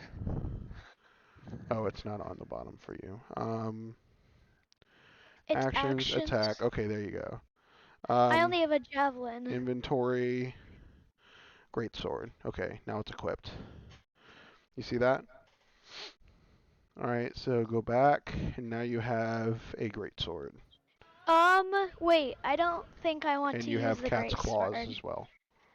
See cat's claws and great sword. Yeah. And then you have a crossbow light for ranged stuff. Why do you ask, Q? Oh, I'm just curious. I wanted to know if, what kind of weapon Elias is pulling out to presumably deal with these rats as they come to him. You need to sit up here. It sounds like he's drawing out a great sword and a javelin. Which I think that I want to pull out a crossbow, actually. Okay. All right. Kind of want to deal with them from a distance. Very good. Very good. As you are. Hey, real quick, while you guys are doing this for like the next 5 minutes, I'm gonna be putting my daughter to bed. Okay. Okay, yeah.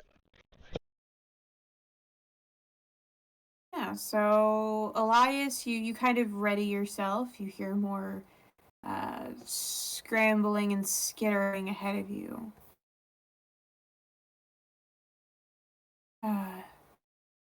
You see shadows on the wall of the sewers, quite large shadows. These are quite a bit bigger than any rats you have ever seen before, and you have seen quite a lot of rats. But they are coming at you quicker and quicker, skittering along. You only hear one of them at the moment, but you know from what you were told earlier that there are going to be more. So perhaps you should deal with this one as quickly as possible and hopefully have it taken care of before any more show up. And I'm trying to find a rat to use as a character model on this, and I am not finding any. Give me 2 seconds. I'm gonna look up rat and see what shows up.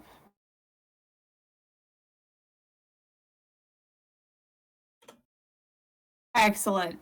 That's a rat, if I've ever seen one. As a rat is going to skitter out from around the corner and to face off against you. It is 3 feet long, a foot high, old mangy fur, quite beady little red eyes. As it stares at you, it gives a shriek and is going to charge at you. Roll me initiative. Wait, what did you say? Roll initiative. I'll show you, bud. Hold on. Do you see it? It's like its own little button. Right there. Oh. Yep.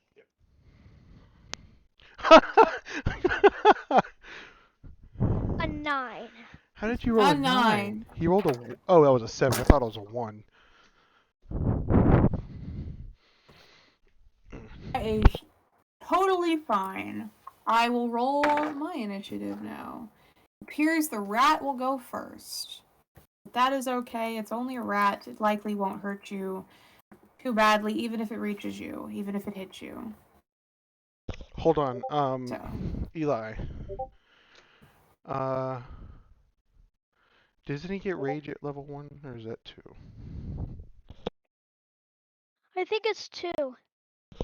Alright, never mind then. You can check his features and traits to see if it's there.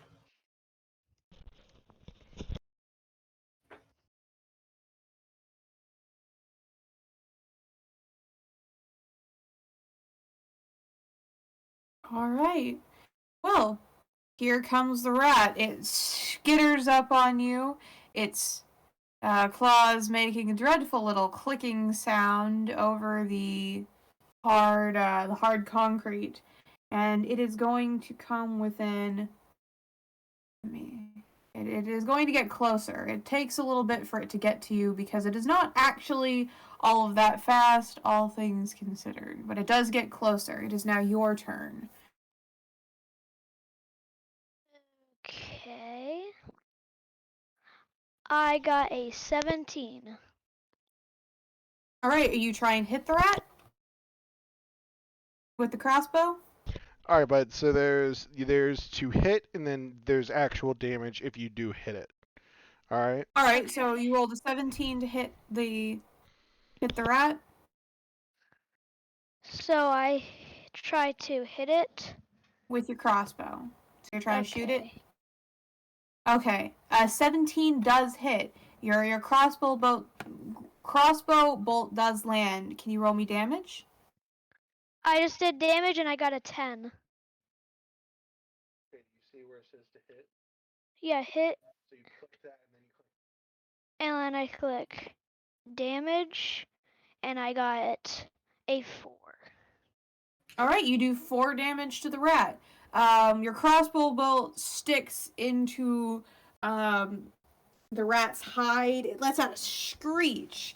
You see a slight trickle of blood that drips from the entry wound and smacks against the pavement as you do 4 damage to the rat. The rat is still standing. It is the rat's turn once more. That you're gonna rage as a bonus action.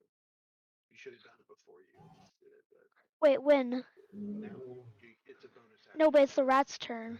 I would. You get a bonus. It's gonna be your turn. Oh. I would wait on your rage. Wait on your rage until there are more enemies. Is my advice. Yeah. All right. The rat is going to skitter closer to you. It's gonna be 5, 10. As it takes another and continues to advance towards you as fast as little rat legs can carry it. It is your turn once more.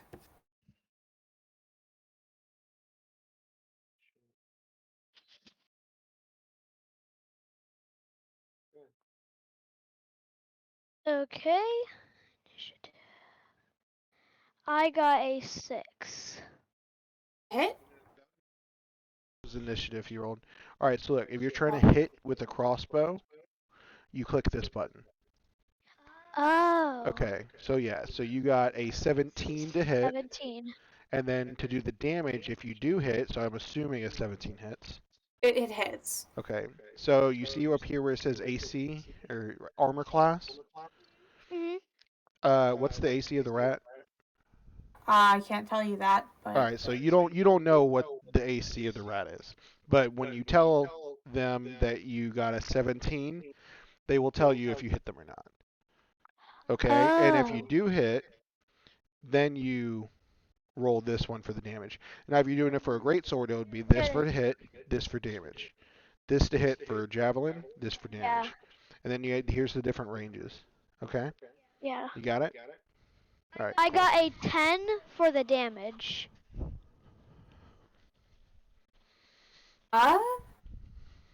all right. With 10 damage. Goodness gracious. What does it look like when you kill the rat? Do you want to describe it, or do you want me to describe it? It lets out a shriek and it just like dies. Like it just plops over and dies. collapses to the ground. You caught it through one of its eyes. The arrow bolt went out the back of its skull. There's blood on the ground, and it just collapses dead. It is quite the display. Good job. You killed your first enemy. Good job, We will Eli. pop back up to the rest of the party. You guys are also heading along to help deal with the rats.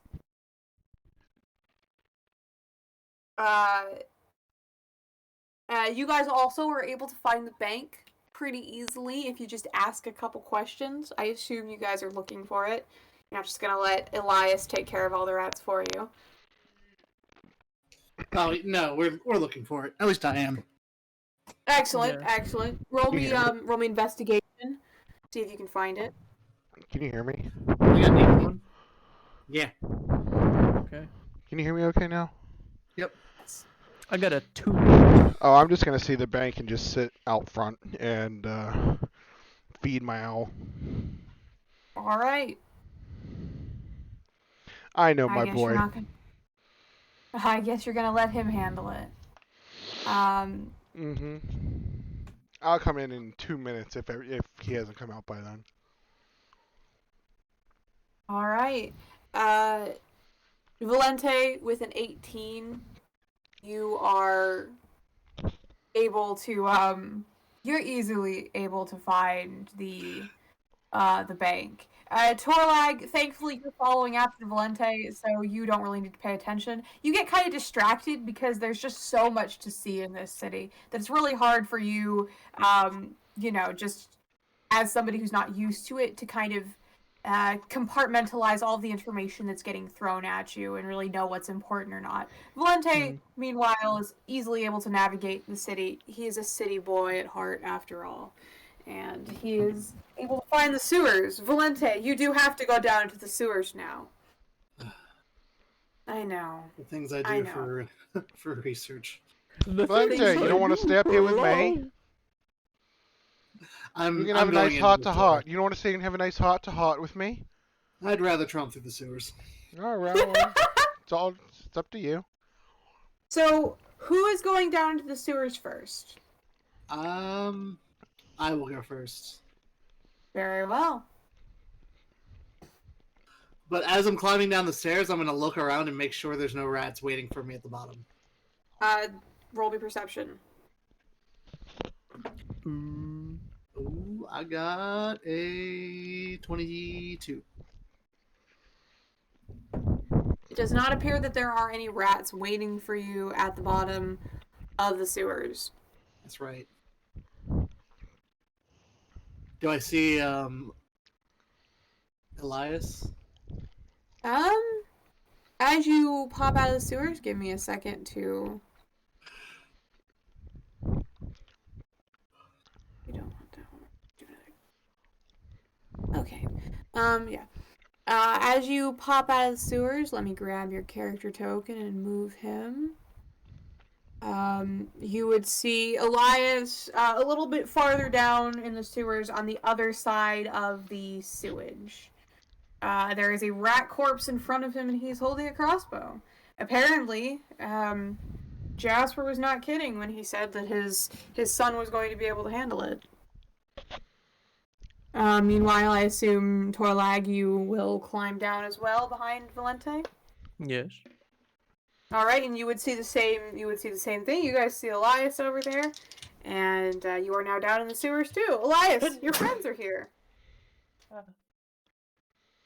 Greetings, travelers. I take it you're fine.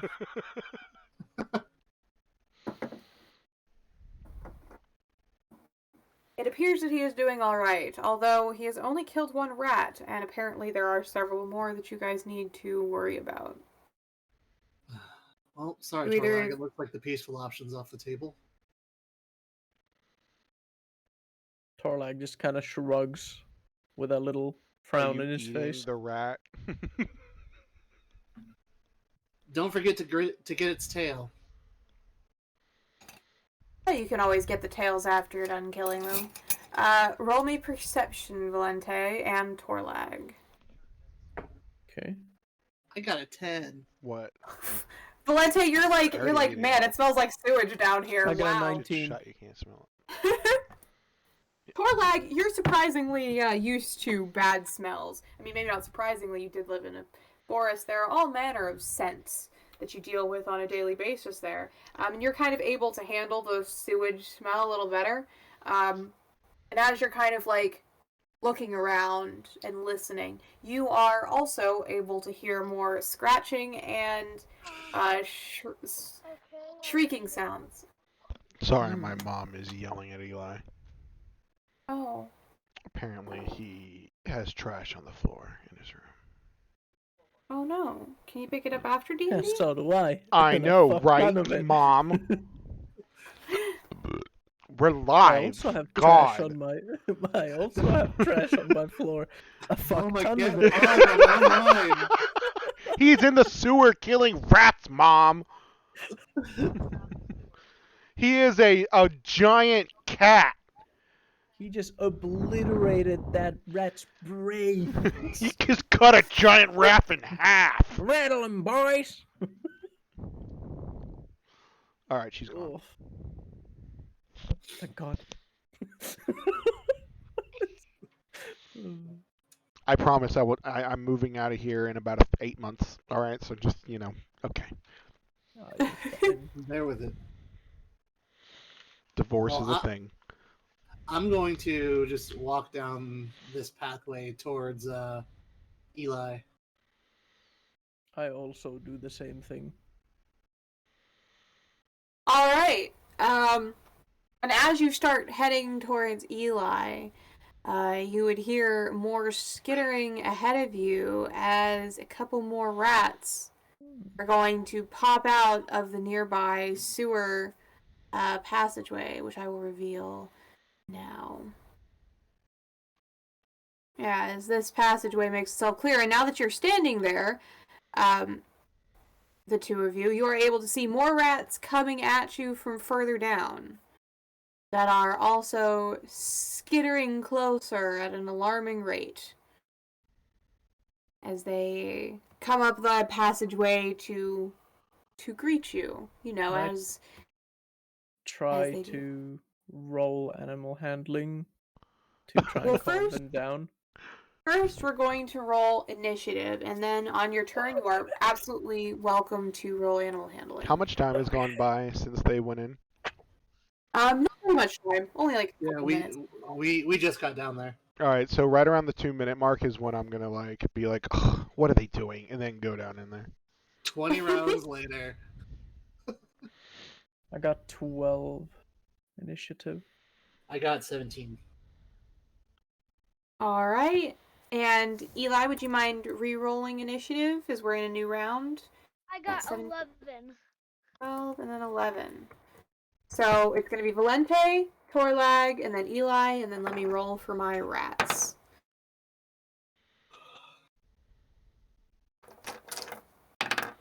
So it looks like the initiative total is going to be Valente, rat group number 1, and then we have Torlag, Eli, and then rat group number 2.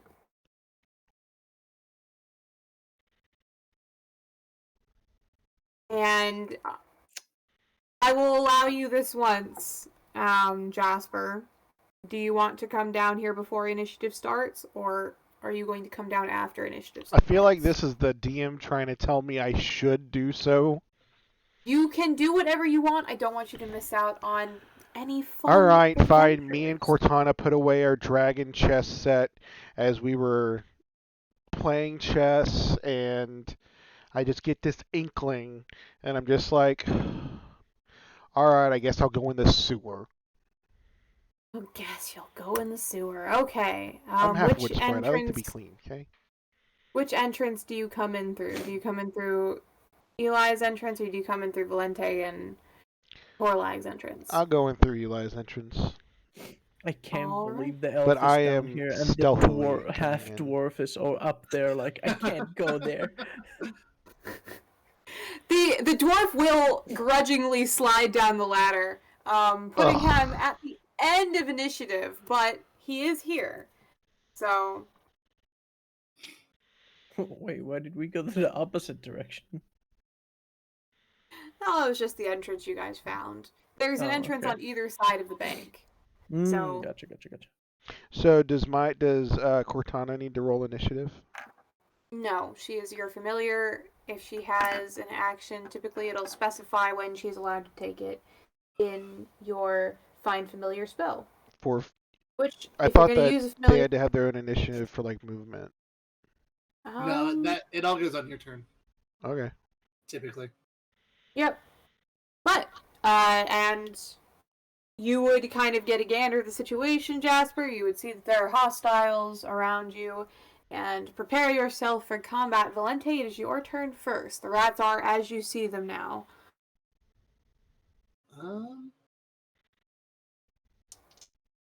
Torlag, do you still want to try to talk to him?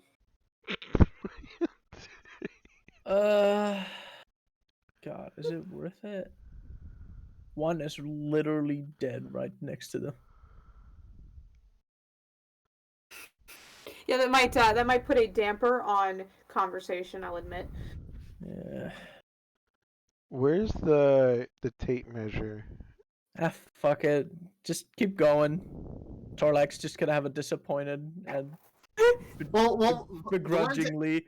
Valente is join the asking fight. Torlag. Nah, it's. I think it's too late. Once already. The others' brains are all all over the wall of the. Yeah, it does kind of make it a little difficult, doesn't it? Yeah, it's fine. It is what it is. I need this one. It's not the first time. To make me a wisdom saving throw. I would love for my little rat boy to make you a wisdom saving throw.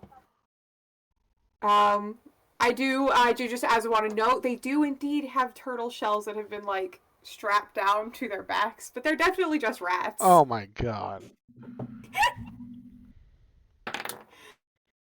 No turtles wow. on the back of them? The rat just got a 19 on wisdom. Well, I guess he does not give a fuck about. Does he have a black belt around his forehead? The rat literally just said, "Your mom." Ah. That is a stupid shell you have on your back. What? Well, your mom had a stupider one on last night. Oh! You know who else has a stupid What shell? did you say about my mom?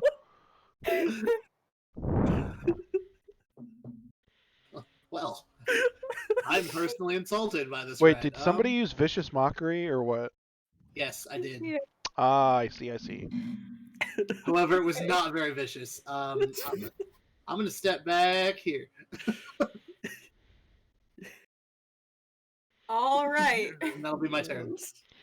How does communication work? I know that there's actions and everything, but how? You get every turn. You get 6 seconds worth of communication with your teammates.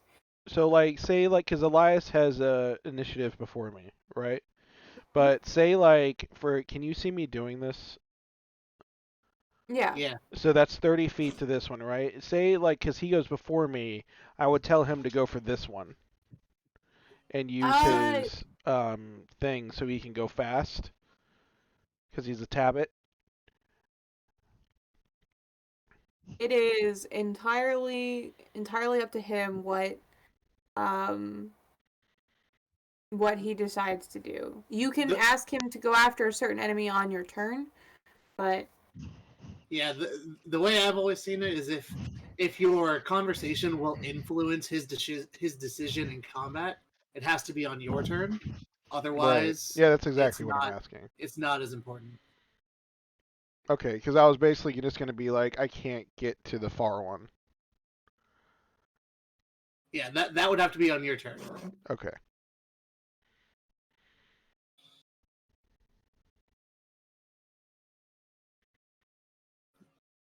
My turn is all over. right. Your turn is over, and that takes us to rat group number 1, and they are going to the one rat not very offended about what you said, Lente, but it is still going to skitter in your direction. Yeah, well, there's a furbolg in the way. No. Yep, as the rat's gonna come up on the furball. It screech at you and I guess attempt to bite you. As it's going to roll to hit. And does a 19 hit? Oh no. Armor class 13, so yes. Oh no! Who put the squishy wizards on this side? You're gonna take 3 piercing damage as the rat takes a chunk out of your leg. That's a third of my health. That's half of my health. Yeah, Okay. it's Holy Ouch. shit, you're right. You're 6 health. Oh, this is dangerous. Jesus. The fighter and the You barbarian. need to run on away. on Why'd the you come other down side. here? Meanwhile, the other rat is going to swim over to you, Elias. Like jump into the sewage, paddle its way over, and is going to climb up onto the other like little walkway. And it is going to attempt to avenge its brethren as it's going to let out a rat shriek, a warrior's cry, and attack you with its... no, it's not going to attack you with its nunchucks. It's going to instead attack you with its bite. Which he's going to get a 5 on. What's your armor class? More 16. than 5. So he misses. You're very fast, Elias, and you're able to easily sidestep his little bite. And, that takes us, actually, I think, to your turn. What do you want to do on your turn, Elias? I think I'm gonna use my great sword. Probably a good idea. So I roll. I got a 9 to Wow. hit. A 9 to hit. Unlucky. Unfortunately, hit, it misses. Dang. Unfortunately, for the first time, the attack just barely misses the rat. In the process of you dodging out of the way of the rat's attack, the rat manages to kind of dodge out of the way of yours, and so it's just a swing and a miss. But that's okay. You're gonna get it next time. Don't worry. Is there anything else you'd like to do on your turn? Do you have any bonus actions? I think I want to use my like barbarian rage thing. All right. You are going to rage. It should tell you in your character sheet what your rage does. I know that you get some bonuses to some stuff while you're raging, though. Yep. It takes half damage. Yeah, so you will take half damage. You get advantage on, is it strength checks for the saving Yeah. throws. Yep. Yep. Yeah, you are now raging. Do you want to describe what your rage looks like? Do you just get really angry? Or do you have, like, some other little thing that you do when you rage? I just rage because I didn't hit him, so I'm just like really mad right now, just like right in front of this big ugly rat. Hell yeah! I like that. That's good. Big stupid ugly rat. Very nice. Me too, probably. Probably stinky too. Torlag, it is your Literally turn. Okay, so I have a question. Since I have the quarterstaff, the staff that I have, right? Yes. And the shillelagh is a bonus action. Can I use bonus action first and then an action? Yeah. Yes. Okay. Right? Okay. Then I have another question. Since I use, if I would use shillelagh on the quarterstaff, does it like, do I like use shillelagh twice technically, or do I? No, How you does would just how does it work? so you would cast Shillelagh and then you would use your action to attack. And then the Shillelagh spell changes the damage type of your quarterstaff to a D8, and it Mhm. adds your wisdom modifier. So if there's a damage number next to Shillelagh, roll that damage instead of your quarterstaff damage. Okay, so it doesn't count as another attack. It just differentiates it. Okay. Yeah. It just changes it changes your attack to something else. Okay. Gotcha. It makes it more powerful, I'm pretty sure. Yeah. A little bit, yeah. Okay. Hey, every alright, little just- bit counts. They're rats. Yeah. All right. They're monsters. They're Ninja Turtles. Okay. I mean, they do have the colorful bandanas and everything. Oh my god, yes.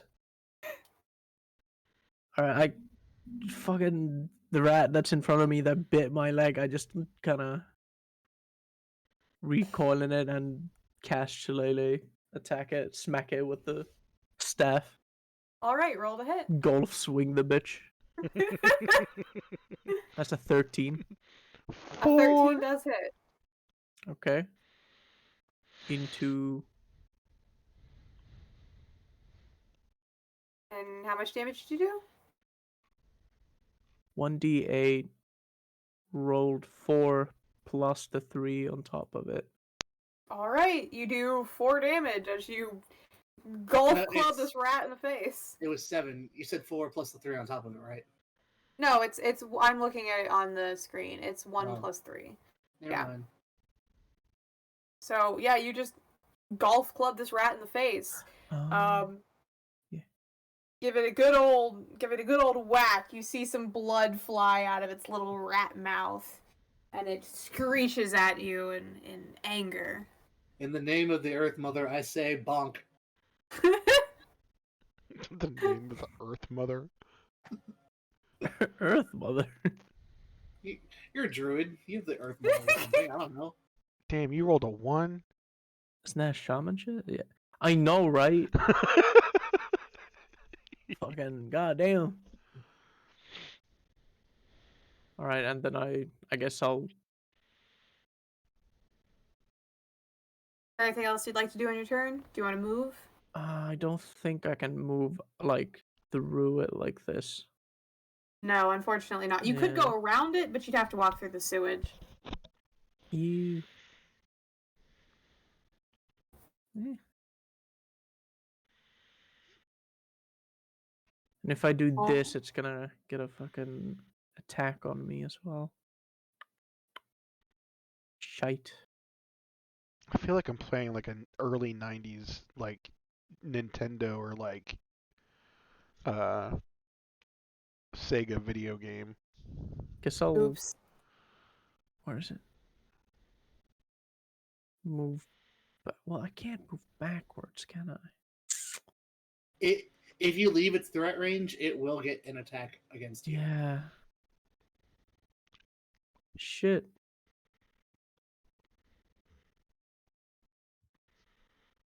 Okay, let me check something.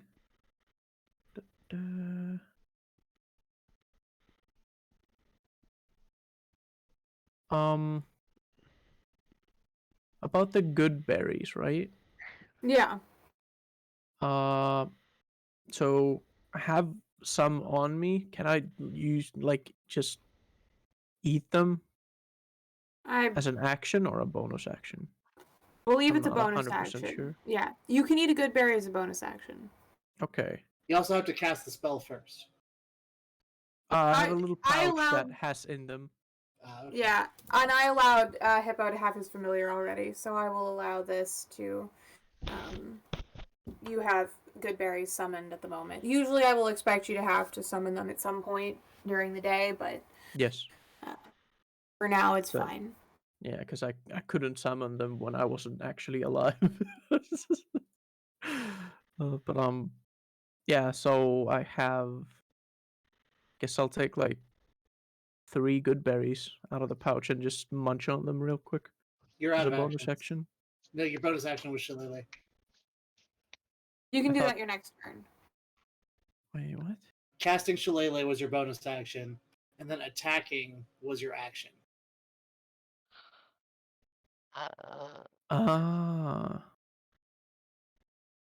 Okay, so that's how it works. All right, fair enough. Guess I won't do anything else in that case. All right. How long does Shillelagh last? Because I don't think you have to use it every round. I think a you minute. Finish your spell casting. So like 10 rounds.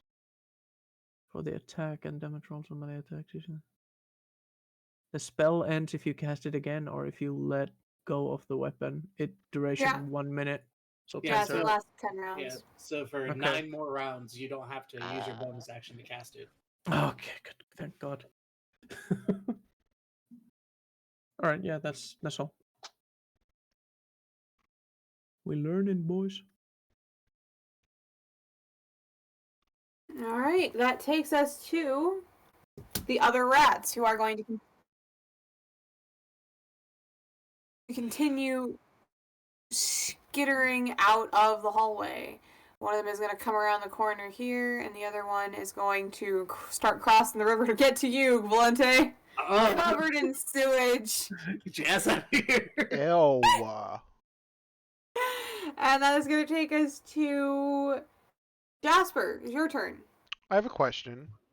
How Yes, far I'm is the answer. sewage from like? All right, so we're currently walking on like concrete walkways that are against the wall, Yes. right? How Mhm. far is the sewage from the top of these walkways? Probably looking at. It's got like a foot gap between the walkway and the sewage. I'm a small man, and I am very acrobatic and dexterous. I am also extremely stealthy. So I ask you a couple of questions. One, I don't want to risk getting any sewage on anything that I don't have to, and Okay. it's. I'm assuming it's dark in here. Okay, yeah. So I would like, obviously, Elias and this rat are fighting. Okay, Mm-hmm. so they're kind of getting into it, and I just like popped in, right? Yeah. But I did say that I come in stealthily. Okay. So would there have to be a roll to see if the rat notices me or not? Um, Or would I have to do a stealth check? because this is the first combat of the game, I will let you make a belated stealth check. From now on, if you're going to go somewhere stealthily, you don't just say you're going stealthy, you have to make a active stealth check before you go into the situation. Okay. A 16. I rolled shittily, but I have, I don't know. That's not that bad. Well, it's only because I Well- have a +9. I rolled a 7. You are unsure if the rat sees you or not, but as far as you know, you're stealthed. Okay. So what I want to do is while they're fighting, so I don't want to go into the sewer, so I have Cortana with me, right? So I want to Yeah. drop my backpack because I don't want that falling in the sewer, and I want Cortana to just like go like high up in the air and just watch my backpack and like help Elias or me if the time comes. Okay. Okay. Also, I want to try to like then stealthily go down and then hang from the side. Am I able to even walk like over like to like or hold on, I clicked the wrong thing. To here. So am I even able to walk straight like this through them? Unless you go through the sewage, you cannot. They are moving around enough that trying to scoot past the rat would likely get you knocked into the sewage anyway. Okay, so basically by doing that, Eli, are you doing that or is that Valente? That's me. Yeah, so but by doing that, I would assume that that takes extra movement. It only takes a little bit of extra movement. So what did it say? 15? That would be what then 20 or 25 or 15 feet is landing behind the rat.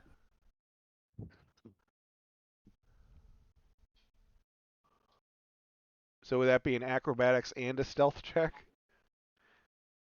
Do you do If flanking? you want to try to jump over the rat, yes, I do flanking. Okay. And if you want to try to jump over the two of them and vault over the rat, because the rat's only like 3 feet high, you know what? If you want to use your action to do that, you can make me an I do acrobatics check not want to and use vault my over the rat. action to jump if I can Well- just crawl around. Yeah, in that To be case, you're gonna fair, have to. he's only 4 feet high. Yeah, if you want to get through that without using your action to move, you're gonna need to go through the sewage, unfortunately. Well, that's why I dropped my backpack. It is what it is. All right. Average. So what? I just move through there and then get behind Yep. him. Do I You need to should do be a able to move your stealth check? character. Well, I guess I don't need it to be stealth if there's flanking, right? I'm trying to get an advantage on the hit. You're not a rogue, are you? I am a rogue. Oh, well, in that case, it's rogue rules. But yeah, you're flanking, so you'll get advantage either way. Yeah, that's what I'm saying. It's not even worth rolling because I already get it, right? So I mean, it's all right. So I get there. So how much movement is that? Like 20? That's 15 feet. Well, you said it would be a little more, right? Because I would have to crawl around. No? You move. It takes 15 feet of movement to get there. Okay. I want to use sneak attack. I don't need advantage, or well, I get it anyway. But where is it?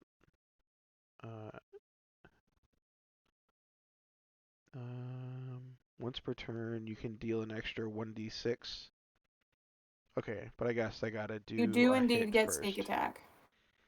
And then advantage, and then rolling to hit with a rapier. A rapier? A rapier? Excuse me? A 16. Leave off the rat, man. Huh? You're doing what to the rat? I'm rapiering the rat. First the cat, now the rat. Alright, so I'm assuming a 16 hits. A 16 does hit. Alright, Roll me some damage. I'm going to roll this first.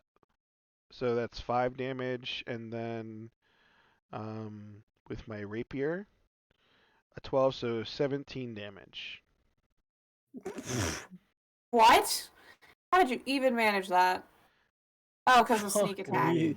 Yeah. Okay. Yeah. You kill the rat. What does it look like? I cut that bitch in half. Oh shit, I have a rapier. I Yeah, poke it, I guess. and I'm hitting him from the back, so I literally shish kebab this motherfucker.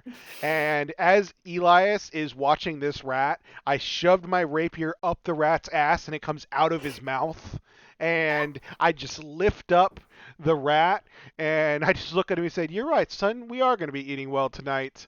And then I hit like kind of hold my rapier over to him, and he like claws off the rat tail, and I just ask him, "Do you want me to keep this, or and I don't know, do you want to keep it, Elias?"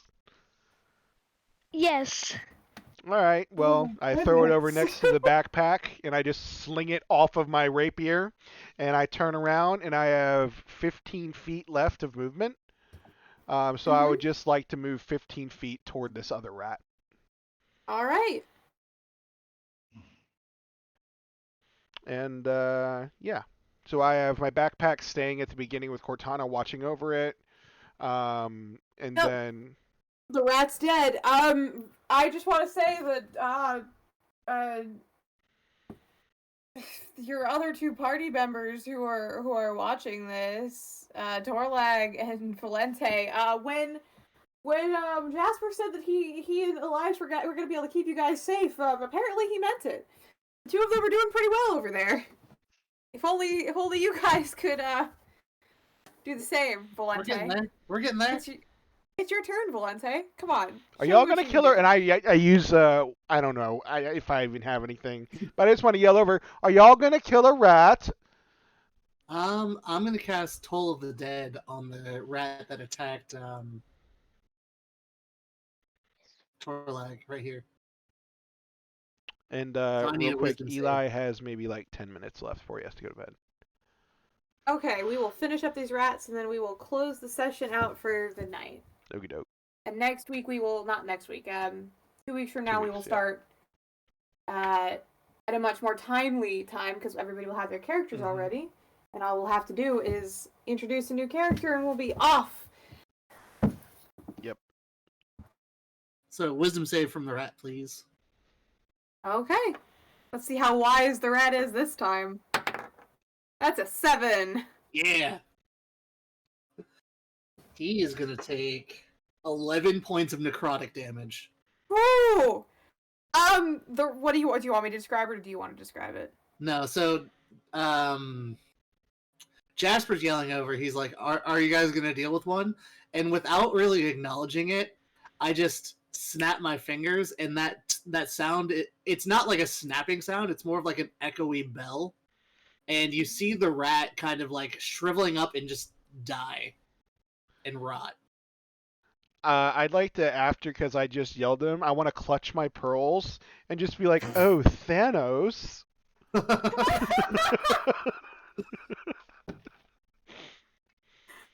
All right. That takes us to my rats are dead. I'm moving over here. Yeah, I guess 35. my rats are a little dead. That's okay. I have two more. I have a quick question. I'm not sure. So, if it's a cantrip, can it be used as a bonus action? No. Okay. Depends. Some cantrips specify bonus actions, some of them specify Is action. prestidigitation a bonus action? Prestidigitation is an action. Okay, so he can't fucking clean me. No, not yet. After you're done, I'm sure you can ask him nicely, and he'll be more than happy to clean the raw sewage off of you. Alright. It's nice having a wizard around then.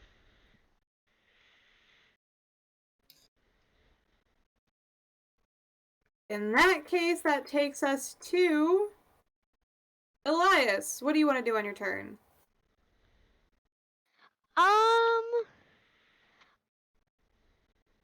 I think that I'm just gonna Eli, move real quick, you have your ability as a Tabit. Just don't forget that. What do you mean? If you go to your features, remember that's why you want to be a Tabit. You can double your speed for a turn, but you just can't use it again until you stop and don't move for a turn. So for one turn, you can double your speed to go twice as far as you normally would, just so you're aware. Oh. Yeah. I want to do that. All right. And double also, your speed. Where are you headed? I think something he also needs to be aware of is when you're raging, I think you have to either take damage or attack something or your rage ends. Is that true? Your rage ends early if you are knocked unconscious or if your turn ends and you haven't attacked a hostile creature since your last turn or taken damage since then. Yeah, so you have to attack or be hit. So yeah. If I move to the rat, I cannot attack it. Yes, you can. You can actually make it to the rat. You can make it to there if you use your ability. Yep. Okay, I'm gonna use my ability and go to the rat. So can I just move my cat to the rat? Oh wait, hold on. You can. Does he have to jump over us or whatever? Or jump over me, or am I just so you small? can move past friendly targets without... Okay, gotcha.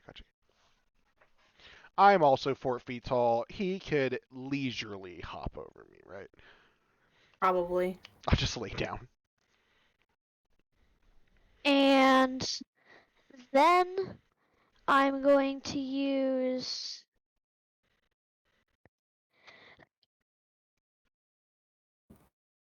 my great sword.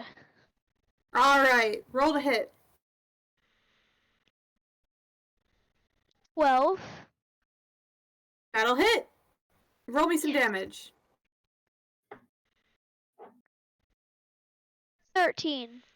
So that's gonna be 15. 15. He's raging. Oh goodness. He gets proficiency bonus to damage. What does it look like? Do you chop the rat in half? I chop the rat like through the middle. Okay. You chop the rat right through the middle. You can see its spine separating as its organs and guts all spill out across the concrete, and it dies with a gurgling sound from its throat. Quite well done. Good job. Very good, Eli. Good job. That takes us to... Do you want to yell at anybody, Eli? Do you want to communicate anything? What do you mean? you can communicate as well. During your turn is when you like communicate too, right? Correct. Why would I communicate to anything? I don't know, man. I'm just telling you your options so you don't. Like I could yell at the other rat in the water or something? If you want to, I guess. I'm just saying you can. This is yours is your time to communicate on your turn. Okay, I I'm just want going to to make sure you're yell like. at the rat. Just scream at him. Wait, did he kill the rat?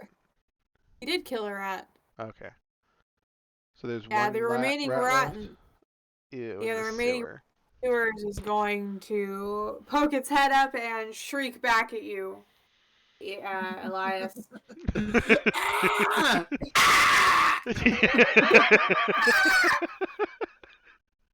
That takes us to Torlag. It is your turn. There's one rat left, and it is swimming in your direction. Oh god. Let's see.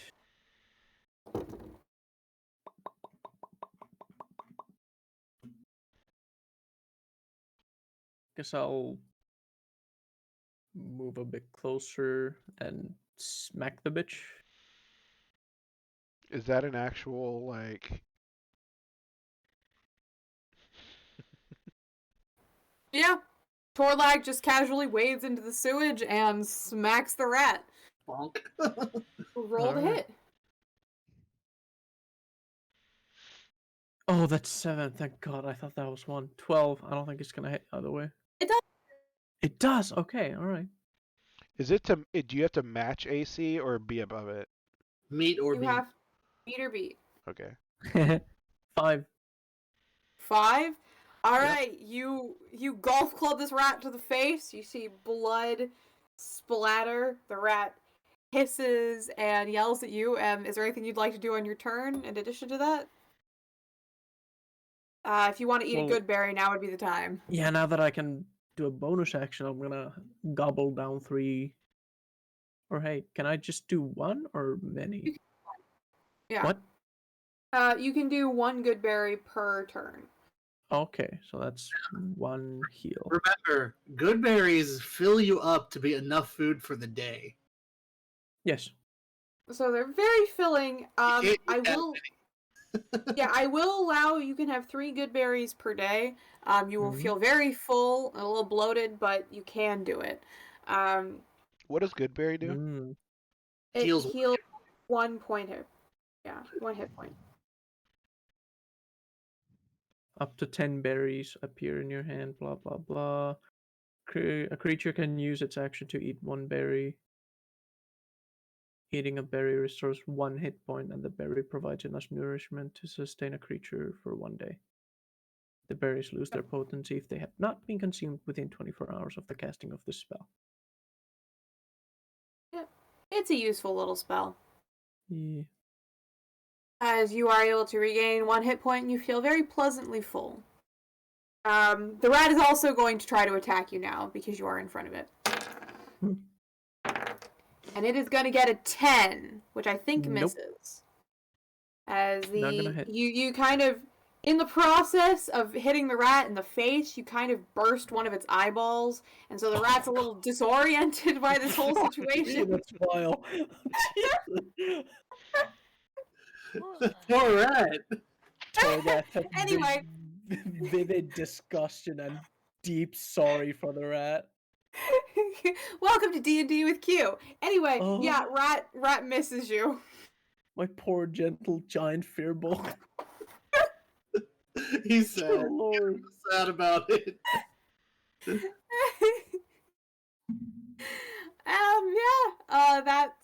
That's the rat's turn. That takes us to Jasper. Do you want to do anything?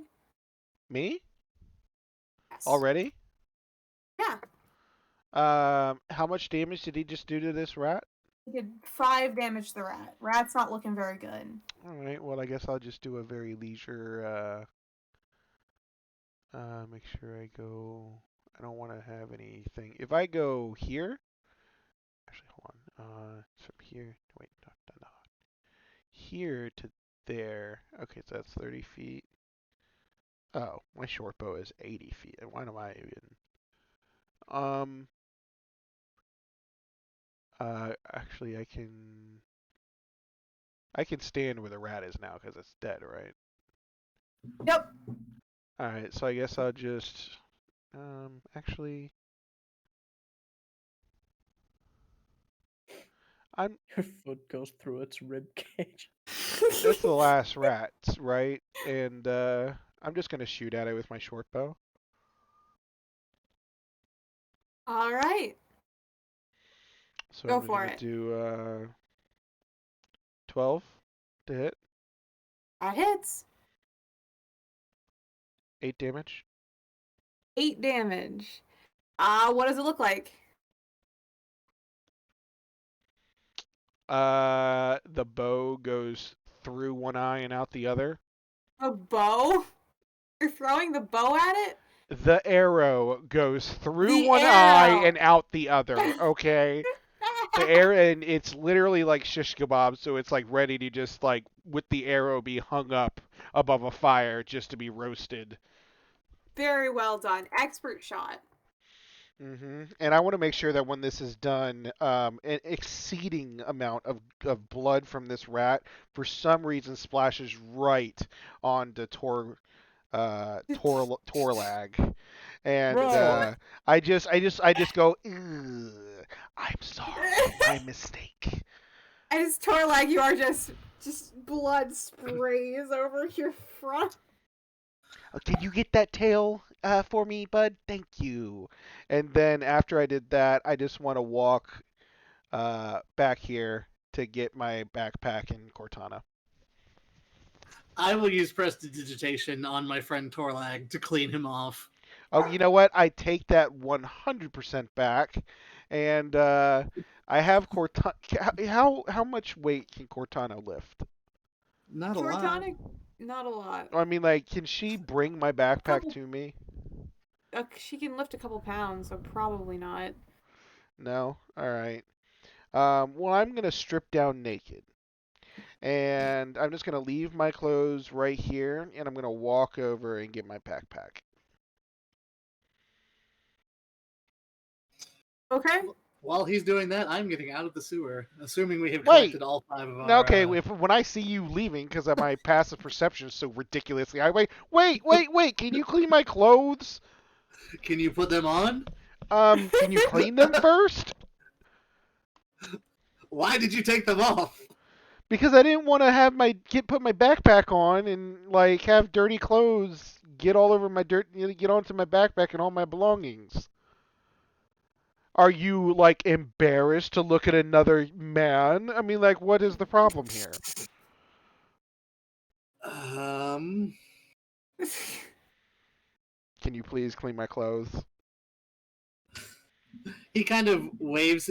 Without turning around, he waves his hand, and the clothes are clean, dry, and pressed. Okay, let me just be straight. We killed 4 times as many rats as you, so thank you. This is like an earned cleaning, I believe. I didn't say I was charging you. All right. Well, please put your clothes back on. I put my clothes back on right after a very lengthy stretch, putting my foot up onto the wall and stretching out my body all kinds of different ways while staring at him. I'm leaving. I'm not looking. And then I go, and then put my clothes on and be like, oh, wow, this is nice. All the starch. Just look at this. This is nice. And then, come on, Cortana. Come on, Elias. All right. And just like that, you have defeated the rats. We got all the tails, right? Yes, you have 5. Somebody needs to take the tails. I don't know. Got no knife. So let's see. We got 2 rats. Me and Elias got a rat each, so we can eat later. Y'all can get the rats that y'all want to eat if you want to. I will grab all of the rats I intend to eat, which is none. Yeah, I was about to say, I'm good. Wait, grab them for later because we might eat them later. Nah, we don't want to grab anymore. Plus, that other rat That's died in the lot of- sewer. He's covered in crap. Yeah, you're right. 2 is enough. I don't think y'all can carry any more than 2 anyway. I mean, these rats are bigger than turkeys. Yeah. Oh, wait, how much do they weigh? They're 3 rats. Okay, never mind. They're We gonna- leave I these don't think- rats. That is ridiculous encumbrance because we still have another What? mission to do. Oh, We yeah, can I take think one rat. No, we I can't take think- any rats, dude. These rats are huge. A 3-foot I'll let rat? you guys take a rat. You can I have a think- rat. I Okay, think you guys sweet, can get a rat sweet. if you No, both no, of no, you the carry key- that thing. The DM These said we rats are can probably take a like rat. 80 or 90 pounds. The Yeah. DM said though. Yeah. I will allow a rat to be She's carried. allowing us to take a rat. All right, we'll take the rat. You guys can take the Yeah, rats both all of want. you. I've taken all of the rats I intend to eat, which is a whole 0. All right, but but seriously, Les has to go to bed. But cool. It is session over. I hope you guys enjoyed session 0. We will meet 2 weeks from now for session number 1, where we meet our 5th party member, and you guys start on your grand adventure and also get paid for killing rats. Yeah, Ninja Boy, So- I am not. Nope. This is the second time he's done this, so he can go to hell. Yeah, if he jumps in, if he wants to jump in later, Nope. Nope. Not gonna deal with it. fair enough. I don't want to make these things you go through and integrate it. Then we have to. It gets on you for having a story tell why he's not there all the time. It's not worth it. If you did it once, it's not a big deal. But twice in a row and not saying a word, come on. Yeah. All right, Eli, you want to say anything to anybody before you go to bed? Bye. Bye. Bye! It Say was thank nice getting you, to hang out with Q. you. Thank you. Of course. And if you guys send me your D&D, your Hero Forge character models, I will see what I can do in terms of doodling up some character think art they're for all of all- you. So you have. They're all in D&D chat. I will dig through and see what I can find. Actually, I don't think I No, the posted my new dwarf one. isn't. Yeah. I made one though. Here, I can send you the thing. Or wait, do you want the link? I guess you can. No, make I it, just right? want a screenshot. Just give me a Okey-doke. nice face screenshot so I can draw. The only Hero Forge not there, but he already has one drawn, is Valente. So I guess it's. I mean, I that's think I need more Valente at the Valente top, art. right? Valente is the one at the top I right. will always make more Valente art. What are you talking about? I've already started on a new one. Yes. My name is Valente. He's such a little guy. He Alrighty. looks so silly. He's certainly a guy of the little. Yup. I'm gonna stop recording now. All right. Thank you, guys. Q. That was a lot of fun. I can't wait to play more. Thank you. Yeah. Oh yeah. Anybody want to do any shout outs while we're at it? I'd like to thank my What? mom and Oh. Alright. Laters.